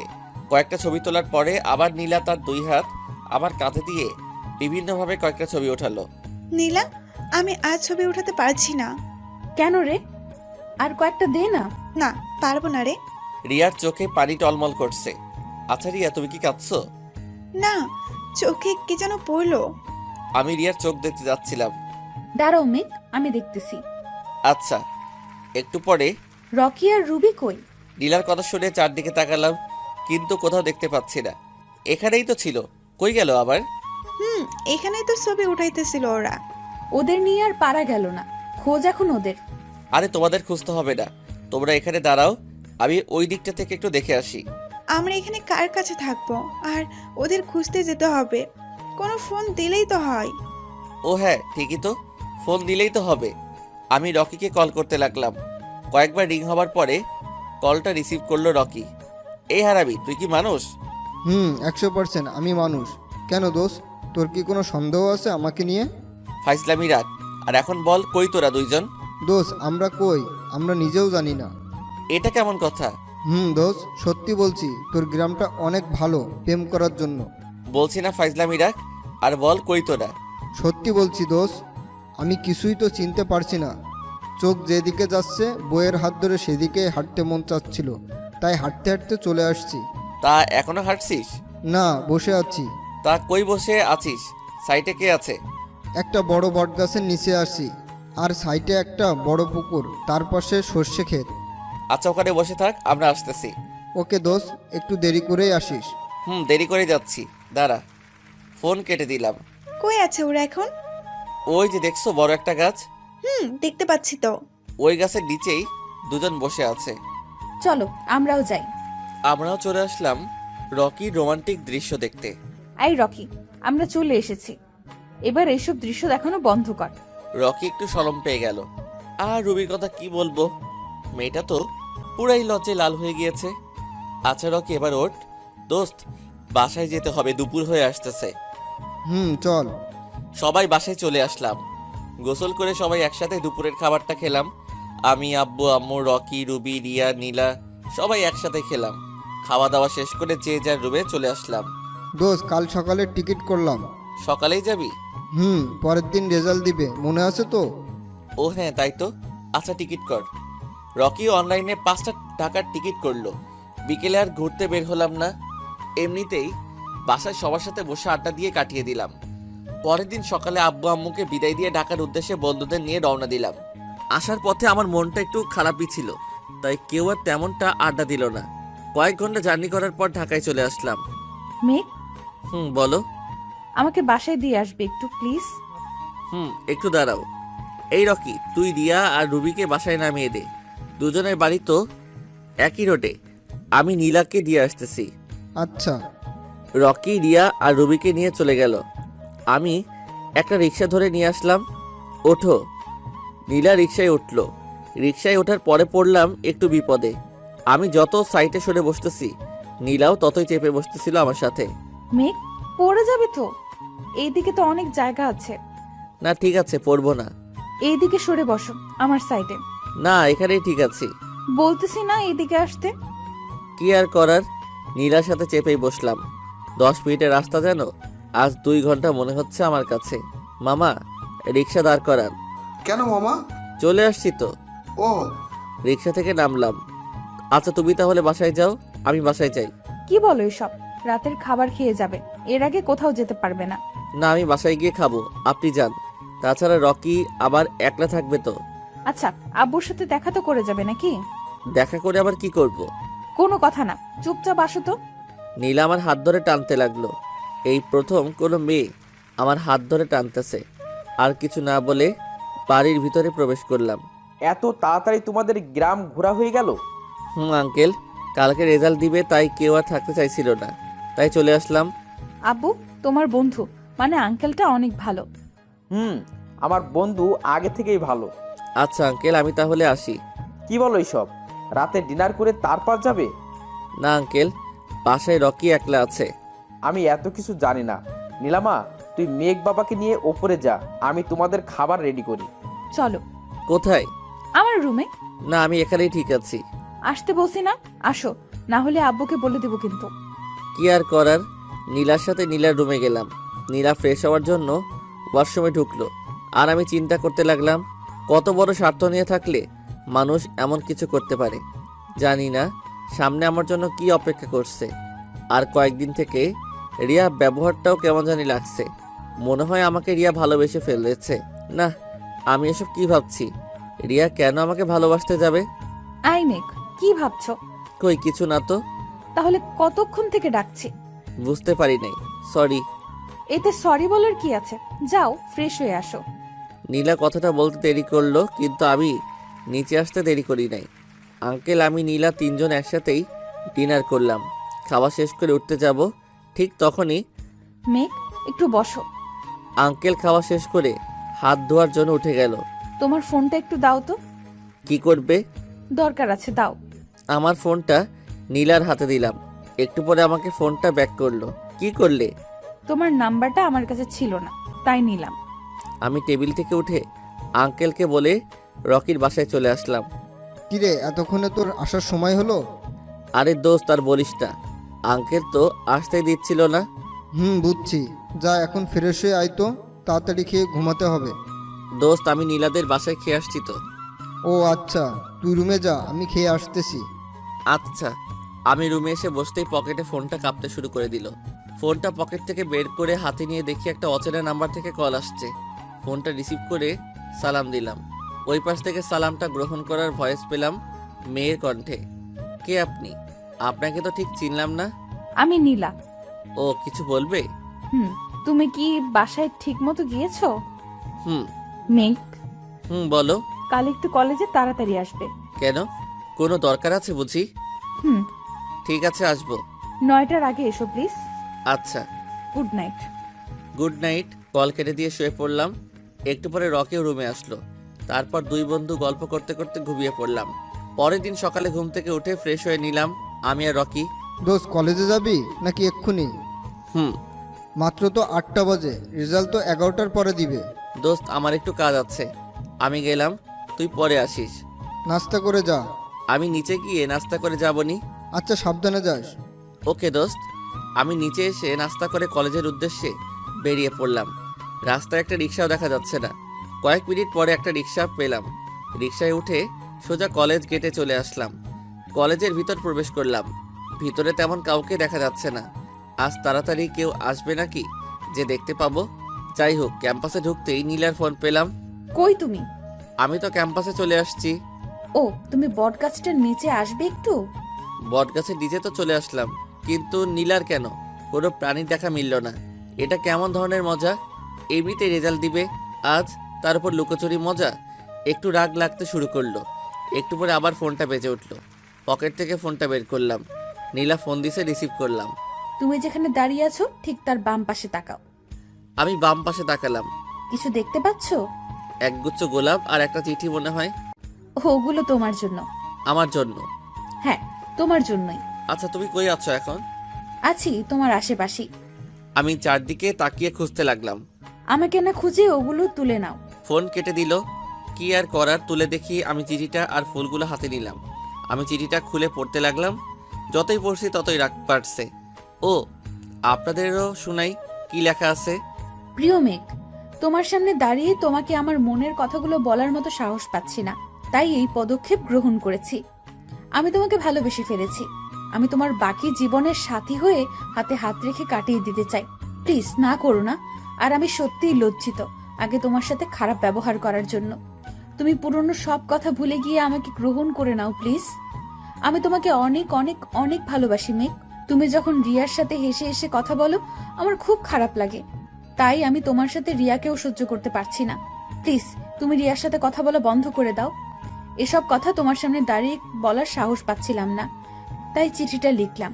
তবে আমি উত্তরটা সবার সামনেই তোমার মুখ থেকে শুনতে চাই। আশা করি আমাকে ফিরিয়ে দিবে না। ইতি নীলা। এখন আপনারাই বলেন, আমি রাগ না করে থাকি কেমন করে? আমি জানতাম নীলা আমাকে অপমান করার জন্য এসব করছে। দেখলেন না, সবার সামনে উত্তর পেতে চায়। তার মানে তো এটার দ্বারাই যে আমি ওকে ভালোবাসি কথাটা বলি আর ও আমাকে সবার সামনে অপমান করুক। না, এটা যদি নীলা ভেবে থাকে তাহলে সে ভুল ভাবছে। আমার আর অপমান হবার কোনো ইচ্ছে নাই। চিঠিটা পড়ে চিঠিটা পকেটে রেখে দিলাম। গোলাপগুলো ওইখানে কয়েকটা ছোট বাচ্চাদের দিয়ে দিলাম। এসব আমি মাটিতে ফেলে দিলেও পারতাম, কিন্তু দিলাম না, কারণ নীলা আমাকে লুকিয়ে থেকে দেখছে। কিছুক্ষণ পরে এক এক করে কলেজে সবাই আসতে শুরু করলো। আমি বটগাছের নিচেই বসেছিলাম। কয়েক মিনিট পরে নীলা আসলো আর আমার পাশে বসলো। কি চিন্তা করছো মেঘ? কই কিছু না তো। আমার উত্তরটা কিন্তু সবার সামনে নিব। কিসের উত্তর নিবি রে নীলা? আহ, ঠিক সময় হাজির হয়েছে রিয়া। তেমন কিছু না। তুই এত তাড়াতাড়ি আসলি যে? কই তাড়াতাড়ি, 10টা বাজে তো। ও, বললি না তো কিসের উত্তর জানতে চাইছিস মেঘের কাছে? আরে তেমন কিছু না, বাদ দাও। আচ্ছা, তুমি কখন আসছো? একটু আগে আসলাম। রকি আসেনি?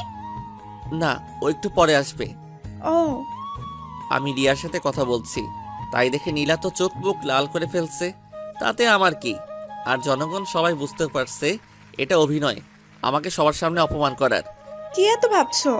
কই কিছু না তো। কিছু না বললেই হলো। সত্যি করে বলো তো, কি নিয়ে ভাবছো এত? আরে তেমন কিছু না, রেজাল্ট নিয়ে একটু চিন্তা হচ্ছে। ধর, তোমার আবার চিন্তা করা লাগবে নাকি?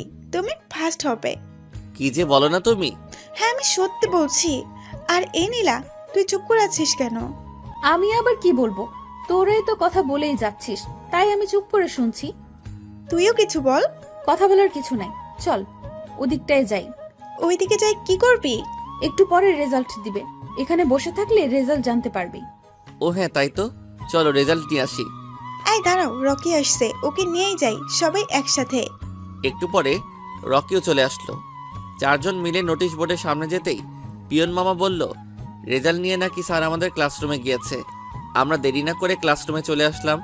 স্যারের অনুমতি নিয়ে ক্লাসরুমে ঢুকে পড়লাম। স্যার আমাদের বসতে বলে রেজাল্ট শিট বের করলো। আমি শুধু এই ডিপার্টমেন্টের সেরা 5 জনের রেজাল্ট ঘোষণা করব। 5ম নম্বর স্থানে রয়েছে হাবিব, 4র্থ নম্বরে রয়েছে রিয়া, 3য় নম্বরে রয়েছে নীলা, 2য় নম্বরে রয়েছে রকি। সবাই হাসি খুশি, কিন্তু আমার খুব খারাপ লাগতে শুরু হলো এই ভেবে যে আমি সেরা 5 জনের মধ্যে থাকতে পারলাম না। আর আমাদের কলেজের এই প্রথম সর্বোচ্চ নাম্বার নিয়ে যে প্রথম স্থান দখল করেছে সে হলো মেঘ। আমি নিজের কানকে বিশ্বাস করাতে পারছি না আমি প্রথম হয়েছি। সবাই আমার দিকে হা করে তাকিয়ে আছে। আমি দাঁড়িয়ে স্যারকে ধন্যবাদ জানালাম। এখানে ধন্যবাদ দেওয়ার কিছুই নেই, তুমি তোমার মেধা জোরে প্রথম হয়েছো এবং স্কলারশিপটা পেয়ে গেলে। আমি তো স্যারের কথা শুনে অনেক খুশি। সবাই আমাকে শুভেচ্ছা জানাতে লাগলো। স্যার রুম থেকে চলে গেল। নীলা সবার সামনে দাঁড়িয়ে সবাইকে উদ্দেশ্য করে বসতে বলে। সবাই বসে পড়ল। নীলা আমাকে সামনে ডাকলো। আমি সামনে গেলাম। রকি, রিয়া আর বাকি সব ক্লাসমেটরাও অবাক হলো। সবার সামনে আমি আমার মনের কথা মেঘকে বলতে পারবো না বলে একটা চিরকুট দিয়েছিলাম মেঘকে। এখন সবার সামনে মেঘকে তার উত্তরটা বলার জন্য অনুরোধ করছি।